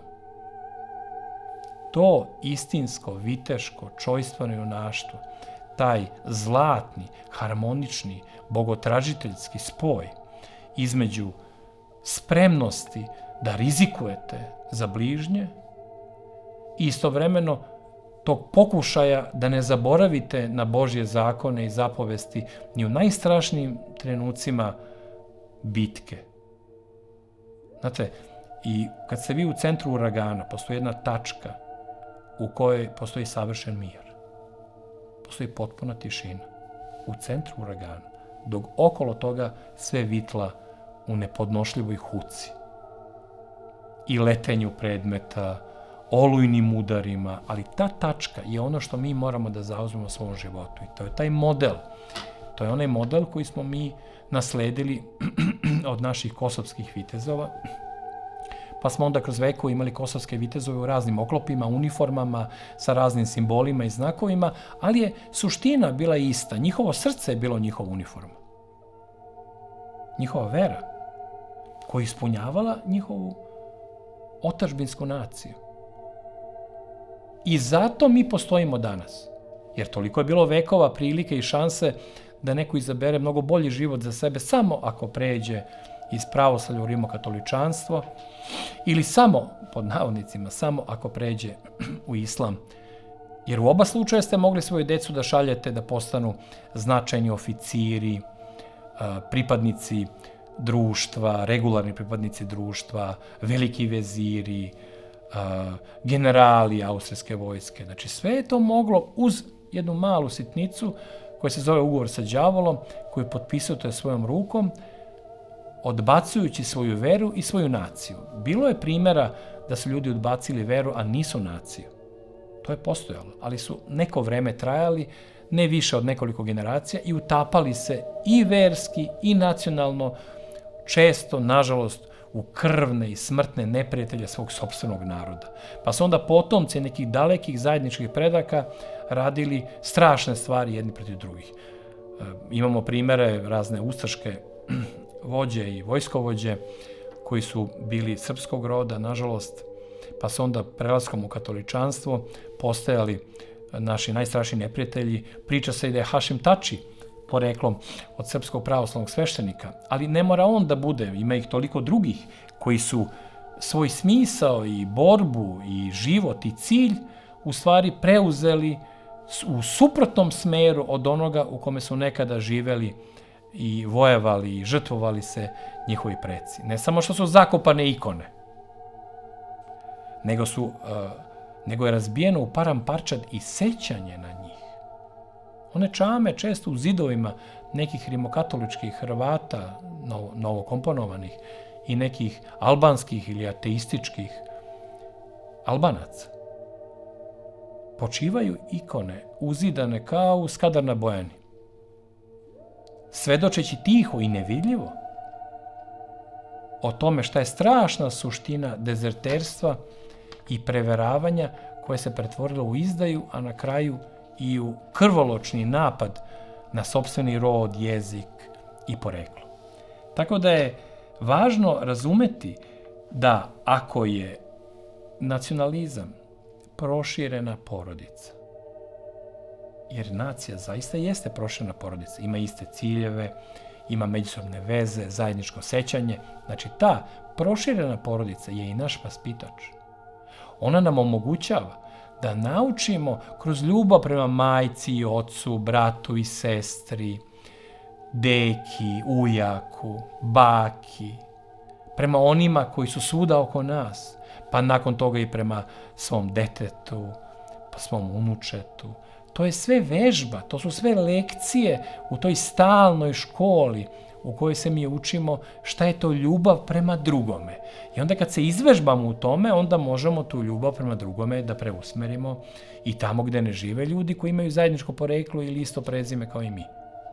Tako da postoji i vrlina nacionalizma i nacionalizam kao vrlina.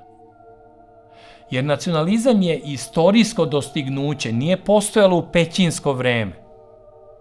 Nije postojalo u momentima kad su se ljudi poput životinja borili plemenski za uhvaćenu životinju ili za neko posejano žito, pre nego što su uspostavili jezik, kulturu i pamćenje.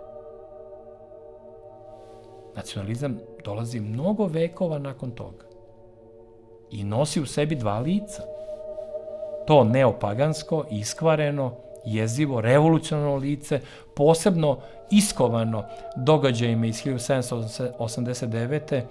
toj francuskoj revoluciji koja je skinula kralja sa trona, uništila njihovu crkvu, sećanje na samu suštinu svete Francuske iz ranijih vekova. Tadašnji ljudi su promenili kalendar, promenili imena meseca, doveli golu ženu na oltar, ismevali žrtve pre nego što bi im odrubili glavu. 500.000 ljudi koji nisu hteli da postanu revolucionari u jednoj pokrajini Francuske koja se zvala Vandeja su pobili, neke od njih su skuvani u loncu. To su strašna svedočanstva o jezivim posledicama revolucije. A giljotina je svakodnevno radila uzimajući glave i najpametnijim, i najhrabrijim, i najboljim, a ne samo onima koji su stvarno zaslužili možda u nekoj čudnoj ljudskoj pravdi svoju smrt. Da bi na kraju i sami revolucionari jedan za drugim nestajali u tom ognju koji je i njih proždirao. Revolucija 1848. godine je bila manja po intenzitetu, ali je imala suštinski isti udar i tu jurišnu energiju prema Bogu. Suština je bila sekularno društvo. Izbaciti Boga, crkvu, predanje, izbaciti sećanja na svoje svetitelje, manastire opustiti, ne obnavljati porušene, ponašati se prema svojim sugrađanima koji su vernici, isto kao prema neprijateljima. To je suština 1848. godine. I na toj suštini su, nažalost, izrasli i veliki nacionalizmi poput italijanskog, nemačkog, dominantni nacionalizam. Ti nacionalizmi ne poznaju tu vrlinu nacionalnog. Poznaju korist za sebe, u smislu broja ubijenih neprijatelja, u smislu osvojenih teritorija, pokradenih bogatstava, stubova sa Partenona ili egipatskih mumija koje se odnose u Britanski muzej i prisvajaju. U tom smislu, da, postoji korist, ali ne postoji vrlina. Vrlina nacionalizma, ona postoji. Tiho, ali postoji. Ako analizirate, osetit ćete je. Uostalom, jedan od najznačajnijih mlađih filozofa evroazijskih, Joram Hazoni, Izraelac, školovan u Americi, ali koji živi u Tel Avivu i Jerusalimu, napisao je knjigu Vrlina nacionalizma koja je prevedena na sve velike jezike sveta, pa i na naš jezik. I u njoj možete vidjeti taksativno, a jednom ćemo pričati o njoj u okviru rubrike Preporučujem vam Srpskog sveta Dragoslava Bokana, on govori o tome šta je sve ta ozbiljna vrlina nacionalizma i još neiskorišteni potencijal koga moramo da se setimo da bismo do kraja izgradili sebe i kroz nacionalno vaspitanje, a ne samo lično vaspitanje i obrazovanje u školi. Dakle, srećni narodi postoje samo oko ideje srećne porodice i srećnih međusobnih odnosa. Smanjivanje nepoverenja, gašenje građanskih ratova, oproštaj danka u krvi.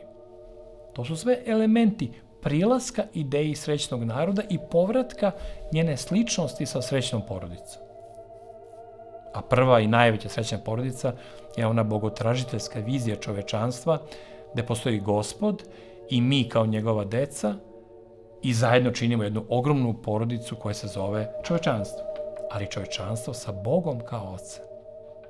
a ne čovečanstvo slučajnih bioloških uzoraka koji se iživljavaju međusobno, pa onda izgovaraju one jezive rečenice, mizogonije strašne, kao što su recimo to da deca ne treba da postoje, zato što one ostavljaju karbonski trag uništavajući planetu Geju. I onda oni smatraju decu, ne samo krave, ne samo prirodu, nego dečicu smatraju protivnicima planete Geje koju oni navodno obožavaju i na oltar te apstraktne, sulude, neopaganske, hiper pseudoekološke vere, oni se odriču dece. Ne samo kroz abortuse, već i kroz potpuno odbacivanje dece i smatranje dece neprijateljima planete. Znači, dokle dolazi to poigravanje sa odbacivanjem ideje zajedništva? Pa nije slučajno zašto je zajednica postojala vekovima, upotrebit ćemo nemačke izraze koji se koriste u politikologiji.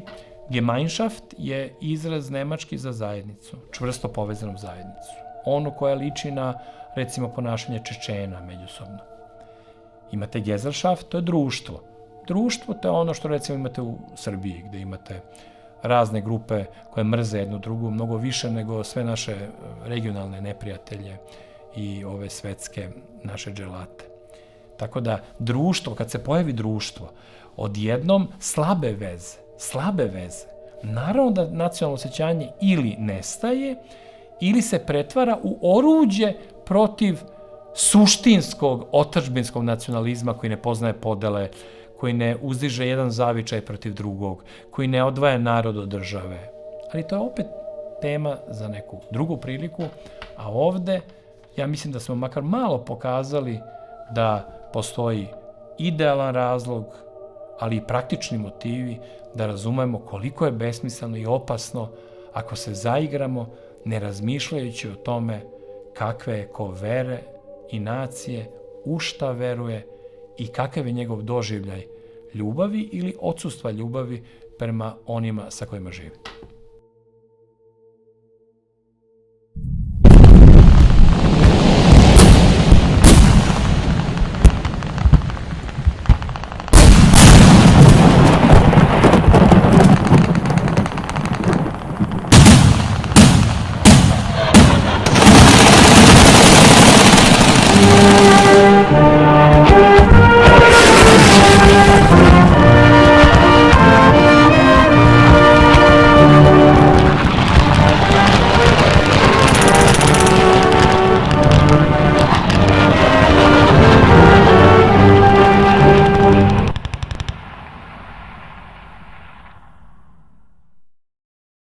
Najlepši srpski vijenac, uz onaj svetiteljski, je vezan za te gorske hajduke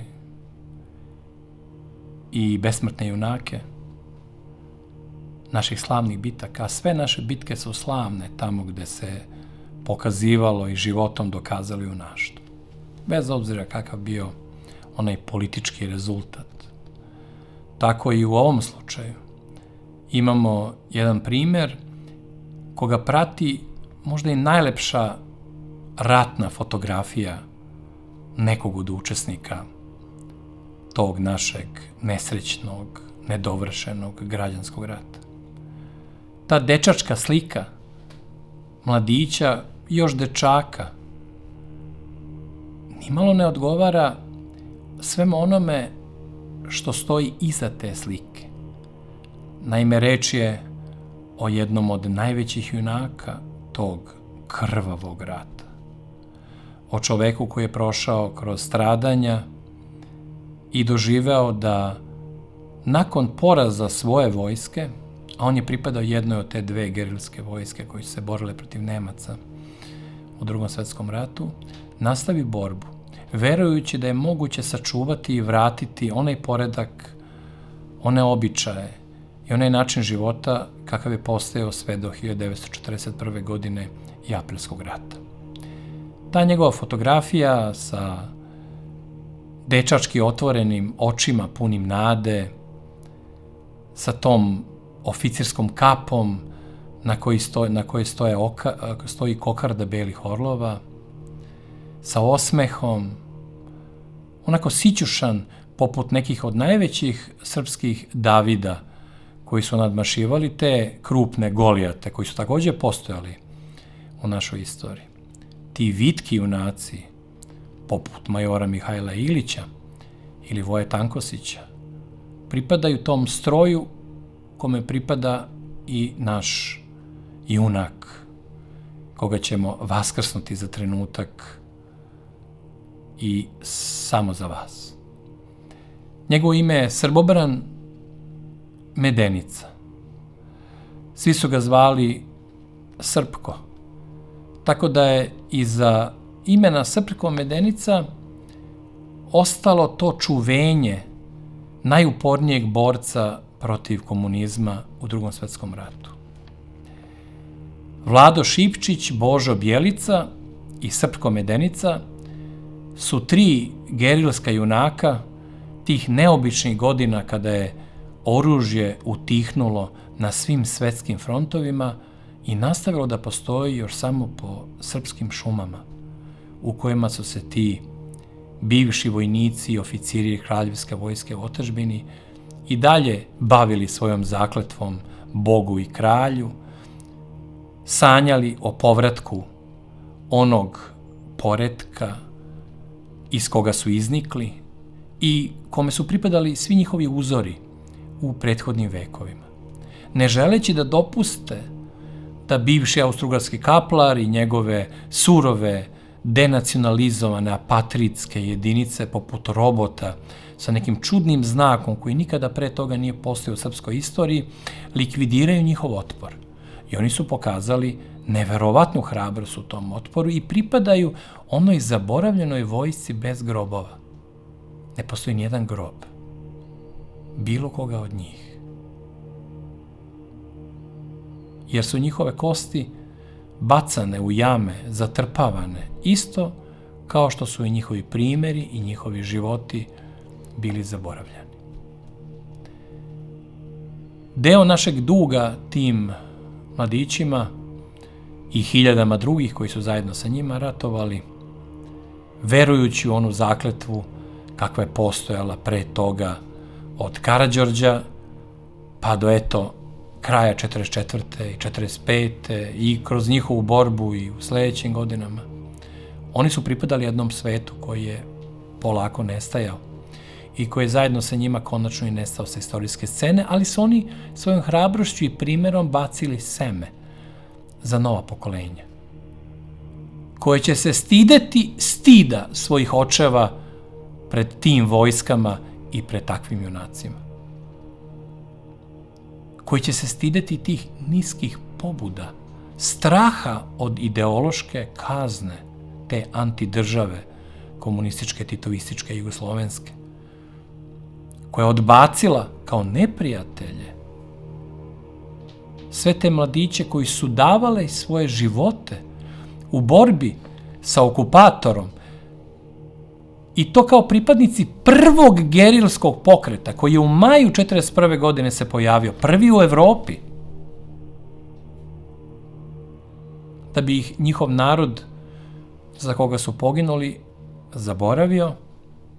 I nema ni jedne škole, nema ni jedne ulice koja bi nosila ime ove žive hrabrosti, plamene koju su nosili njih trojica, a ovoga puta se bavim jednom od njih, čovekom sa tako simboličnim imenom Srbobran. Taj Srpko Medenica je bio sin Vuka Medenice, koji iz Kolašina došao u Užice nakon Prvog svetskog rata. U Prvom svetskom ratu je bio solunski dobrovoljac. Junak, naravno, jer samo junaci prave i rađaju i vaspitavaju junake. Imao je ženu Kosaru, imao je 6 sinova i 2 kćeri. Živeli su u Užicu, nekom čudnom igrom sudbine, u istoj ulici u kojoj je živela porodica budućeg krvoloka Slobodana Penicića Krcuna, gde su se družile te dve porodice. u tom neobičnom vremenu kratkog zastoja između dva jeziva rata, gde se ne zna gde je Srbija i srpstvo više stradalo. A u oba rata smo tobože pobedili. Vuko je bio jedan od ktitora crkve u Višegradskoj banji. Po izbijanju rata 1241. godine junačko srce nije izdržalo, obukao je uniformu i nastavio je rat i onda kada je jugoslovenska vojska sramno kapitulirala. On je postao herojce komandant uz krv u Drinu prve dobrunske čete narodnih četničkih ustanika u uniformi narednika u rezervi kraljevske vojske u otadžbini. I u oktobru 1941. godine poginuo je u borbi sa Crnom legijom ustaškom. I tu počinje tom sahranom Vuka Medenice, počinje taj strašni raskol između dve gerilske vojske. Paradoksalno, na dve strane, sa one strane gde su stajali u sprovodu partizani i sa one strane gde su u sprovodu stajali ravnogorci, na čelu su bila dva rođena brata, dva Vukova sina. Na partizanskoj strani imali smo njegovog sina Branislava Medenicu, budućeg majora partizanske vojske, koji će nastaviti tim tragom i, nažalost, posle rata preći da živi u Zagrebu, kome je ostao tokom 90. godina. Prestajući da bude Srbin još u Drugom svetskom ratu, a prestajući da osjeća pripadnost srpskom narodu na još mnogo dublji način u onim ratnim godinama obnovljenog sukoba iz Drugog svetskog rata. Ali, na ovoj drugoj strani, gerilskoj, četničkoj, stajao je tada mladi, maloletni Srpko Medenica, koji je nosio očevu oficirsku kapu sa kokardom i njegov šinjel i njegovo oružje. I stajao je nad očevim grobom i zakleo se da neće nikada predati svoje oružje dok se ponovo ne bude obnovila i vaskrsla iz ropstva ona Srbija koja je stvorena Karađorđevim ustankom. Tada počinju žestoki sukobi, odmah nakon toga se razdvajaju te dve vojske i počinju sa mnogo žešćim međusobnim ratovanjem nego što je bio rat sa Nemcima.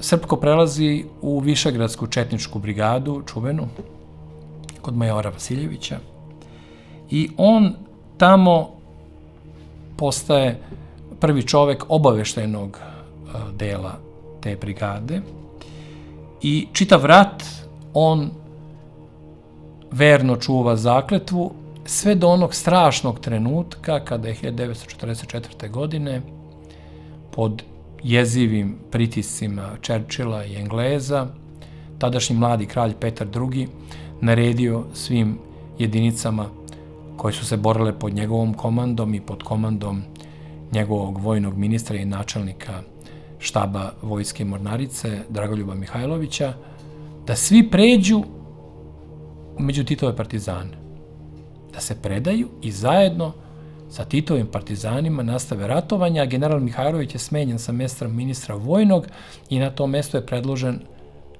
Tito. Protivnik svega onog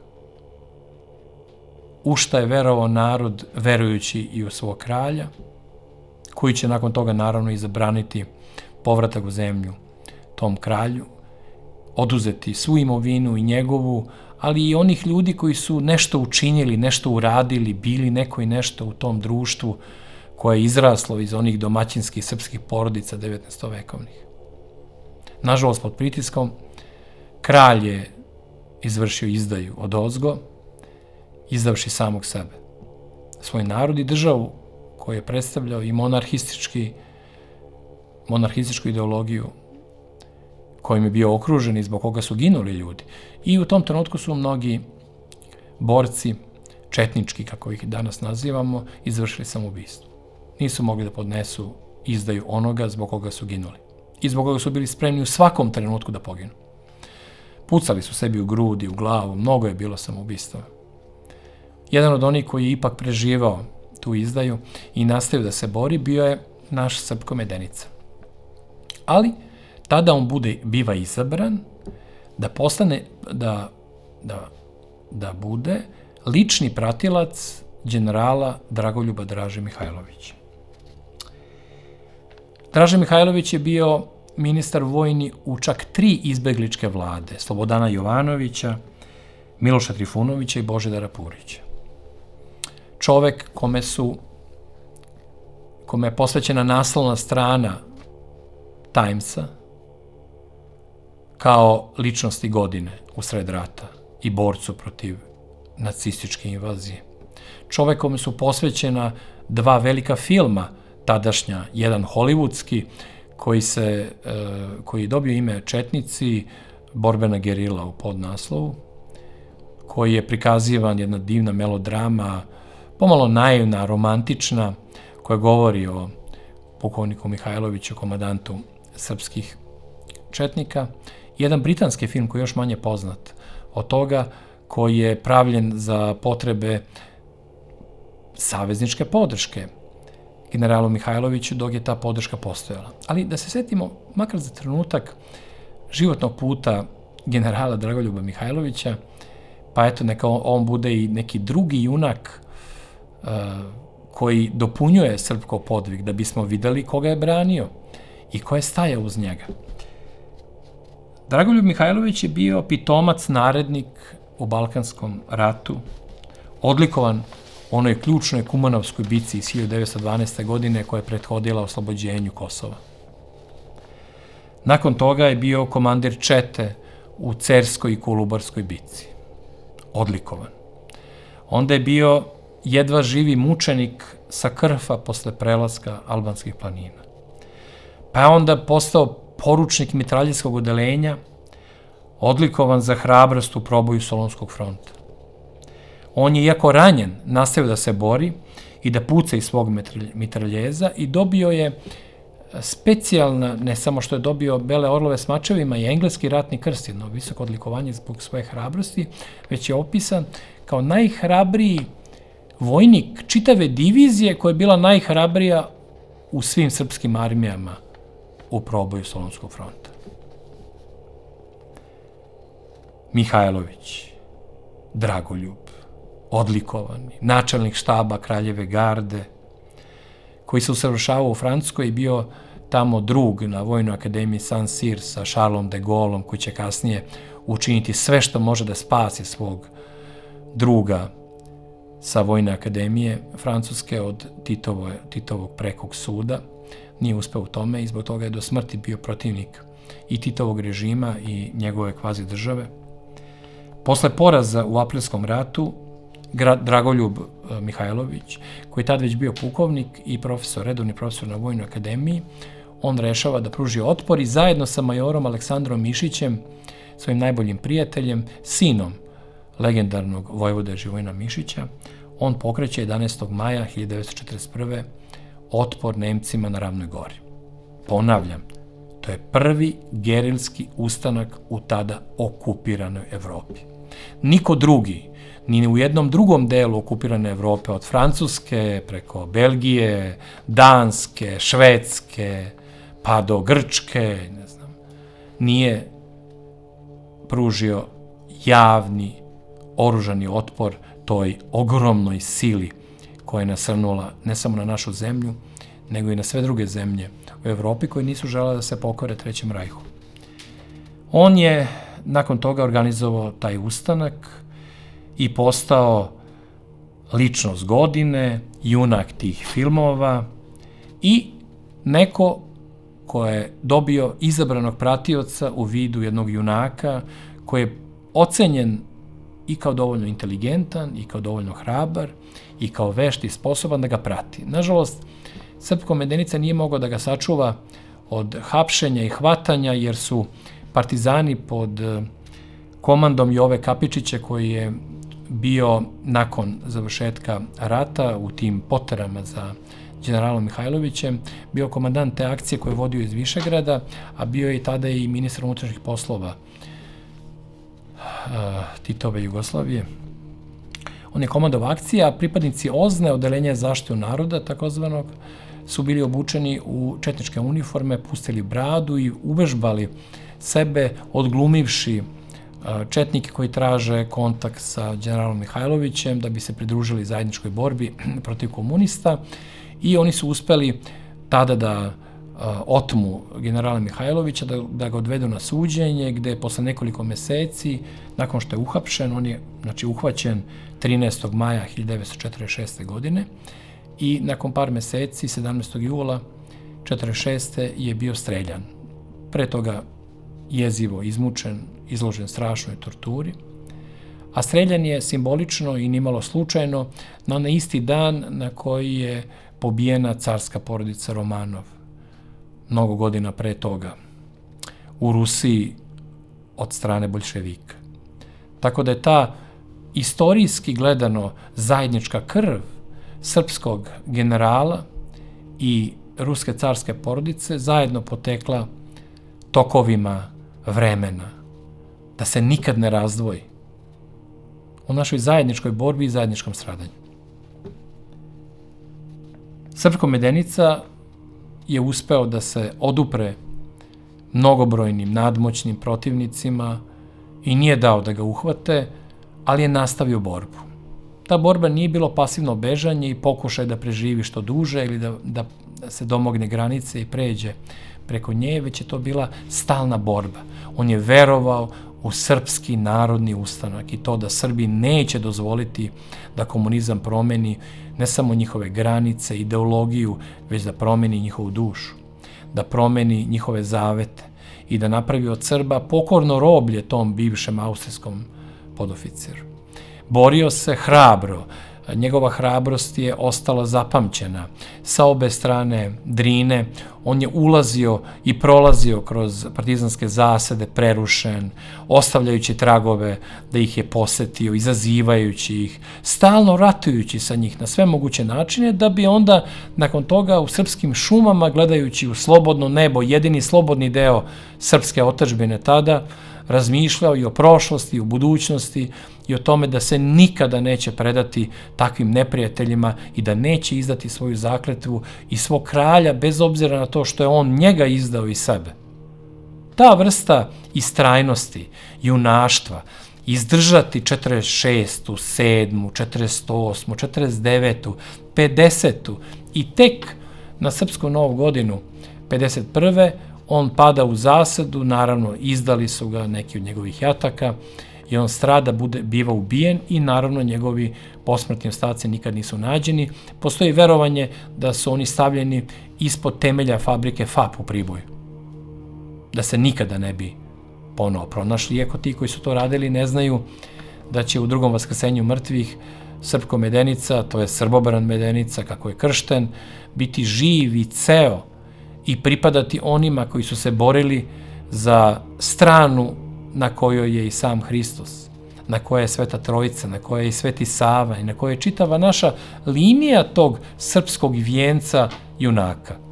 Jer je Srpko Medenica nije bio samo hrabar čovek, bilo je mnogo i hrabrih partizana, ali on je bio čovek te zlatne slobode i tog časnog krsta, koji je nosio očev šinjel i očevu kapu, ali i srpske simbole, i koji nije napuštao zavet koji je njegov otac imao tokom borbi u Prvom svetskom ratu i tokom proboja Solunskog fronta, gde se srećom vratio kući i porodici da bi ponovo otišao u sledeći rat dobrovoljno i tamo stradao u borbi protiv najužasnijeg neprijatelja, ustaškog, da bi Srpko stradao od metka, bratskog metka, vojske koja je verovala da se bori za neku drugačiju Srbiju i neko drugačije srpstvo, koje će se pokazati nakon toga potpuno promašenom idejom. I pokazat će se posle toga da su oni bili i neznajući samo robovi vlastodržačke pohlepe čoveka koji je čitav svoj život posvetio borbi protiv Srbije i pravoslavlja. On je stradao, Mnogi su se istakli svojom hrabrošću, stradavši od partizana, jer su čuvali Srpka. Imali vezu sa njima, ali nisu hteli da ga odaju. Tako ostaje zabeleženo da je čitava porodica Badnjar, muškarci, žene i deca, bila likvidirana iz Užica, jer su se usudili da prkose novim gospodarima Srbije i da čuvaju onoga koji je njih branio, tog našeg i njihovog Srbobrana. Nakon rata i nakon ubistva Srpkovog, njegova majka Kosara je prešla u neki drugi grad, drugo mesto daleko od Priboja.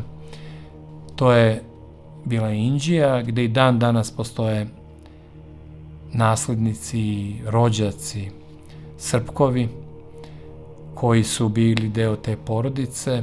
Nije joj pomoglo ni to što je jedan od tih njenih sinova bio taj Branislav, nesrećni Branko Medenica, odlikovani oficir Titovih partizana, jer je mržnja prema Srpku i njegovom primjeru bila mnogo veća nego solidarnost prema Branku i njegove majci. Sve to zajedno se završilo onako kako se završilo, tako što se nije završilo. Evo i ova naša mala priča posvećena generalu Mihajloviću i njegovom pratiocu, koji se nije predao ni posle aprilskog poraza, ni posle onog poraza u oktobru 1944. Ni onog poraza iz maja 1945. i koji je umro slobodan sa puškom u ruci, boreći se za one ideale za koje su se borili i svi njegovi prethodnici i uzori. Mi sada možemo da kažemo: Bog da im dušu prosti, slava junacima, nikada ih nećemo zaboraviti, a vi, ako se ponekad setite tog jako lako pamtljivog imena Srpko, pokušajte da pronađete, a ima je na internetu, njegovu fotografiju. Uostalom, o njemu sam pisao i tekst u mojoj knjizi Srbija iznad svega. Ta fotografija će vas uveriti neposredno i direktno u istinitost ovih reči i povući vas za to da se i vi pomolite za dušu našeg Srpka Medenice i njegovih ratnih drugova koji su nestali i bili dugo vremena izbrisani da bi mi sada vaskrsavali sećanja na njih, a da će Bog biće i škola i ulica i spomenika tom mladom junaku čiji život nije besmisleno dat, već predstavlja dokaz da Srbi vole slobodu iznad svega i da svoje zavete i zakletve ne zaboravljaju. Slava mladom, lepom, tom dečaku, Srpku Medenici i svim onima koji su mu pomagali u tim teškim godinama njegove posleratne, a ratničke borbe i stradaše i oni zbog njega.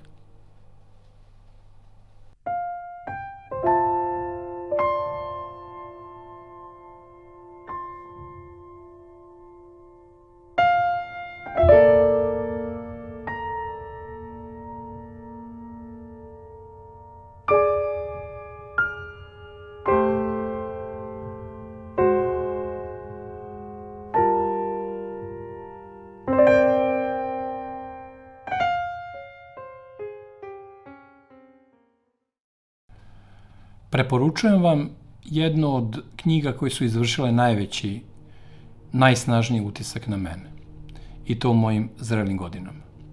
Knjiga je prodata u preko 3 miliona primeraka u Rusiji, gde je i napisana, i predstavlja zbir vidljivih i nevidljivih znakova Božjeg prisustva na način koji nikada nije viđen u istoriji hrišćanske literature.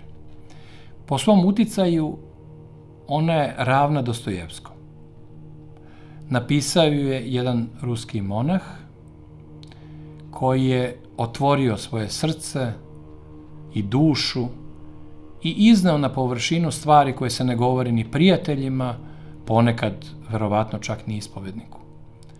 A on je to sve poverio nama, razmenjujući svoje iskustvo u pokušaju da nas načini boljima i da na njegovom primjeru vidimo kroz šta je sve prošla ta ruska duša rođena 1958. godine na dan posvećen svetom Jovanu Šangajskom i svetom Pajsiju Velikom, jednom od svetih otaca. Čoveku koji je u svojoj 33. godini života na taj isti dan, a sveti Jovan Šangajski je bio istovremeno Srbin i Rus, tako da nas i time povezuje ovaj neobični monah, pisac i propovednik. Na taj isti dan je u svojoj 33. godini zamonašen. Njegov život predstavlja klasičan primer života te generacije. To je ateizam, površna duhovnost, zapadnog tipa, eksperimenti sa okultizmom i ezoterijom, priča o duhovima, spiritizmu i nakon susreta sa negativnim posledicama takve duhovnosti, te čudne teskobe u duši koje uvek nastupa kao rezultat takvog učešća u ljudima nedozvoljenim eksperimentima za koje ne znamo gde nas mogu odvesti, ali nigde dobro, kod njega odjednom se događa taj preokret. Preokret je vezan za jedan primjerak Biblije koja tada nije bila dostupna ljudima u Rusiji i koja je krajem 70-ih, početkom 80-ih godina bila retkost. Nju je pozajmio od jednog svog poznanika baptiste, protestanta, i susret sa evanđelskim primerima i sa Božjim rečima njegovu dušu je sudario s jednim svetom koji nije poznavao. Kada je rešio da ode u manastir, poželeo je da sretne svog omiljenog profesora na Filmskoj akademiji u Moskvi, koji je pohađao kao student dramaturgije, privilegovano, razmaženo moskovsko dete, obrazovano, talentovano, beskrajno, što će se vidjeti i kasnije kada bude promenio ćurak, ali ne naopako, nego vratio taj naopako ćurak na pravu stranu. Poželeo je da sretne svog profesora s kojim je najviše voleo da razgovara o temama koje nisu bile samo filmske i svakodnevne, već su se ticale pitanja duha i smisla. Taj njegov profesor se zvao, sad ćemo i to da pronađemo, Jevgenij Grigorjev. Zašto je važan taj događaj? Naime, on je došao do periferije Moskve, do stančića u kome je živeo taj famozni Jevgenij Grigorjev, ali ga nije našao, nije naišao na njega.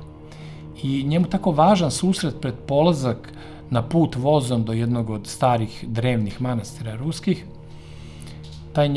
to njegovo odsustvo je zabolelo tog mladog Georgija, o kome govorimo, pisca ove knjige i nosioca tog iskustva koje je podelio sa nama, i on je tada uradio nešto za što zna da možda nije dobro, ali se ponekad i kasnije u životu služio time. Zažmurio je i zamolio Boga da njegov profesor naiđe i da ga sretne i da ga vidi i da sa njim porazgovara pre tog najvažnijeg odlaska i čudnog hodočašća, neočekivanog u njegovom životu. Zažmurio je i osetio kako ga neko udara po leđima. Naravno, bio je to njegov profesor. Tako prizvan, na neobičan način, a dešavalo se sa tim čudnim izabranikom, tim Georgijem, koji će kasnije uzeti monaško ime Tihon, po svetitelju koji je bio prvi ruski patrijarh od 918. godine, jer pre toga sve od 1700. pa do 918. nije bilo patrijarha na ruskom prestolu, već je država upravljala crkvom, što je nažalost bilo i je bio jedan od razloga za propast te ruske države.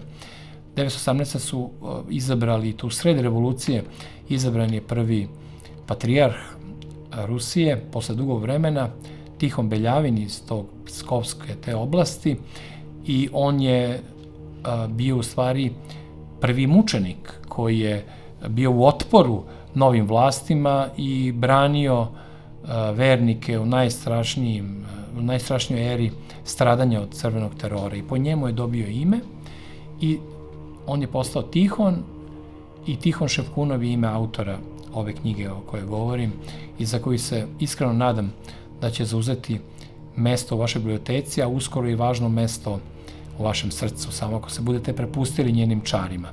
Posle tog razgovora sa profesorom, on je seo u voz, otišao prema Talinu, prema Estoniji, na samu granicu i tamo je otišao u Pskovsko-Pečerski manastir. To je znači kraj odakle je bio i sveti patrijarh Tihon. I tamo je otišao da konačno proba sve ono o čemu je čitao, o čemu je maštao i da ima dodir sa monaškim životom, a savjetovali su mu da sretne jednog starca koji je bio čuven po svojim duhovnim vrlinama i proročkim moćima, koji se zvao Jovan Krestijankin. I došao je Tihon, tada još uvek Georgije, došao je u manastir, tamo su ga primili i na njegovo iznenađenje odmah mu dali zaduženje da čisti klozet manastirski.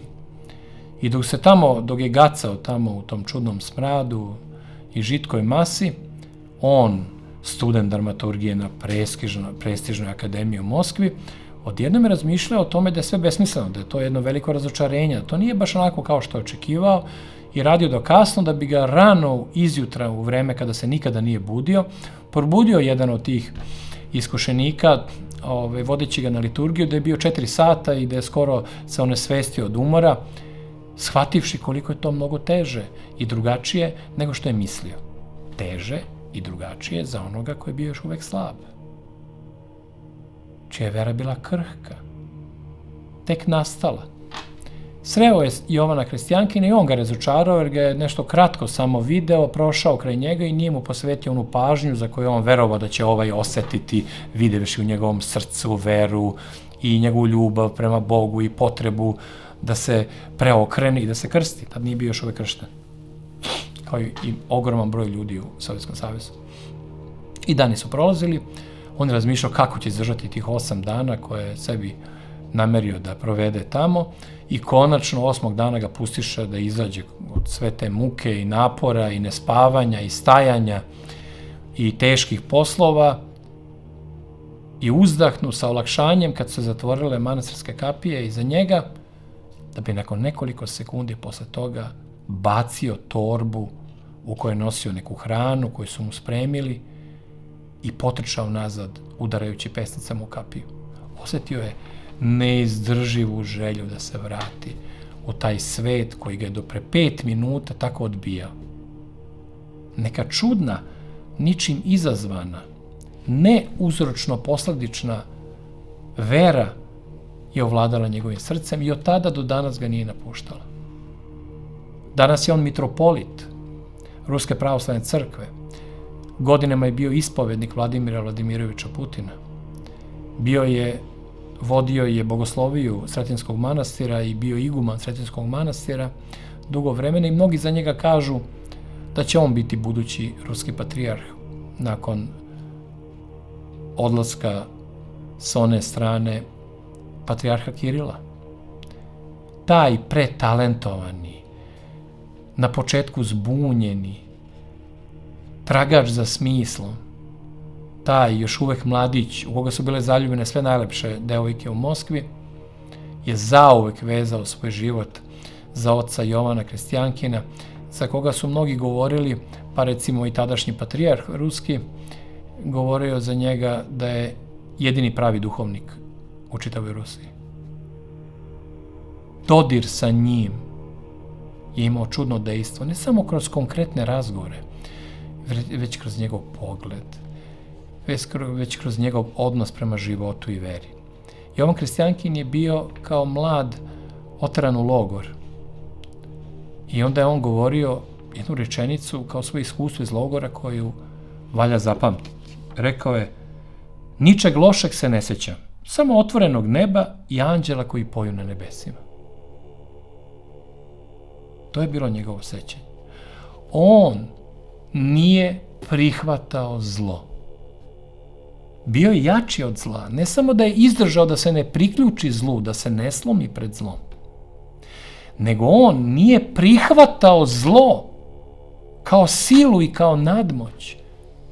I prkosio je zlu na onaj miran, smiren, suveren način poput njegovog najvećeg uzora Hrista, koji isto tako prkosio zlu mirno prolazeći kraj njega, ne baveći se buntovništvom. Jovana Krstijankine su kasnije mnogi ogovarali, klevetali, zato što je uvek verovao onome što bi patrijarh rekao, njegova svetost patrijarh. Zato što je bio protivnik svake pobune u crkvi, svakog isterivanja pravde, svake želje da se nešto bitno i odmah reformom popravi. Mnogi su ga nazvali kukavicom. Njega koji je sve bio na ovom svetu, ali kukavica sigurno nije bio.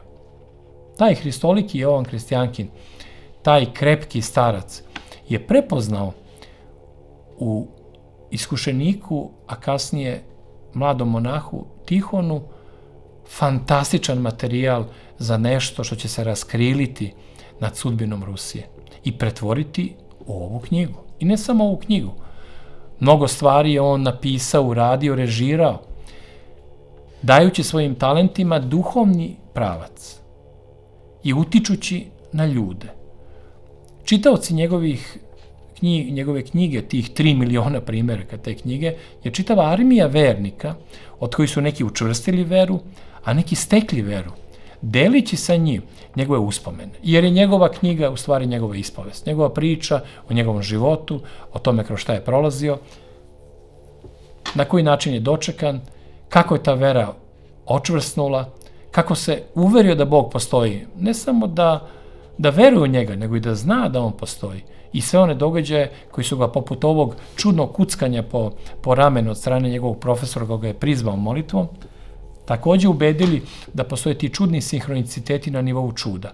Sad ću vam pročitati nekoliko poglavlja njegove knjige, već ćete u tome osjetiti koliko ta knjiga različita od sličnih crkvenih knjiga i koliko ima bogatstva milosti Božije i pravog smirenja u njoj.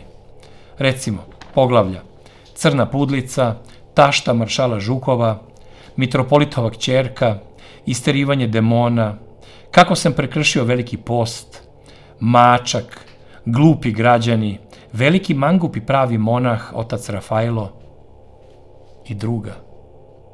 Na tragu njegovog putovanja on je to izrekao takvom iskrenošću kakvu nikada u životu nisam sreo, ni uživo, ni napisano. Ta neposrednost njegove duše, ta nevinost u ispovedanju greha, pomisli, u duhovitom doživljaju onoga što bi druge uplašilo, u razumevanju greha i odbijanju pristanka da taj greh zavlada sa njim. Sve se to mešalo. Njegov susret sa ruskom vojskom u Čečeni u sred rata, krvavog rata, i njegova hrabrost kojim je zadivio i Čečene i Ruse. On je hodao kao po vodi, po vremenu u kome je živao, ali kome nije pripadao. On pripada sve vremenu Svete Rusije i korača njom danas kao mitropolit, tada kao monah i pisac i reditelj, i dokazuje nam da vrednost Hristove pouke postoji jednako u svim vremenima i svim jezicima, ali ipak nekako najviše u Rusiji. Knjiga o kojoj sam vam govorio i koju vam preporučujem zove se Nesveti a sveti, dokazujući time da i u nama grešnima postoje tako talentovani, genijalni ljudi i duhovnici koji prepoznaju tragove svetosti. To je ono svetinje svetima na liturgiji. I izrekao je Tihon Ševkunov za sve nas jednu čudnu rečenicu o kojoj često razmišljam, a ona glasi: trebamo da se borimo ne brinući da li nas ljudi vole, već brinući o tome da mi njih zavolimo.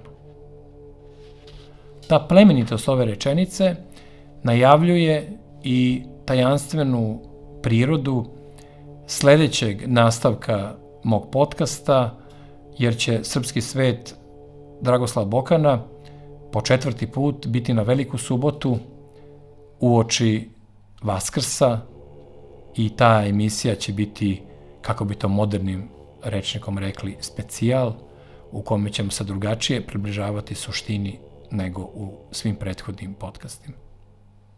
Teci vodo živa, da napojiš srce moje.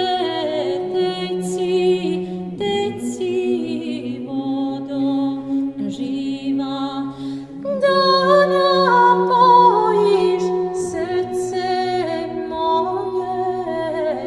Teci vodo živa. Braćo i sestre, poštovane dame i gospodo, dragi prijatelji, za trenutak izlazimo iz srpskog sveta Dragoslava Bokana sa željom da se u njega što pre vratimo. Teče voda živa naše ljubavi prema Bogu i otadžbini, a to koliko će teći zavisi i od vas, od svih nas. Zato pomozite da se ne prekine naše putovanje, postanite saputnik ovog romantičnog i lepog srpskog sveta. Budite zadužbinar Dragoslavljevog podcasta svojim dobrovoljnim prilogom datim od srca.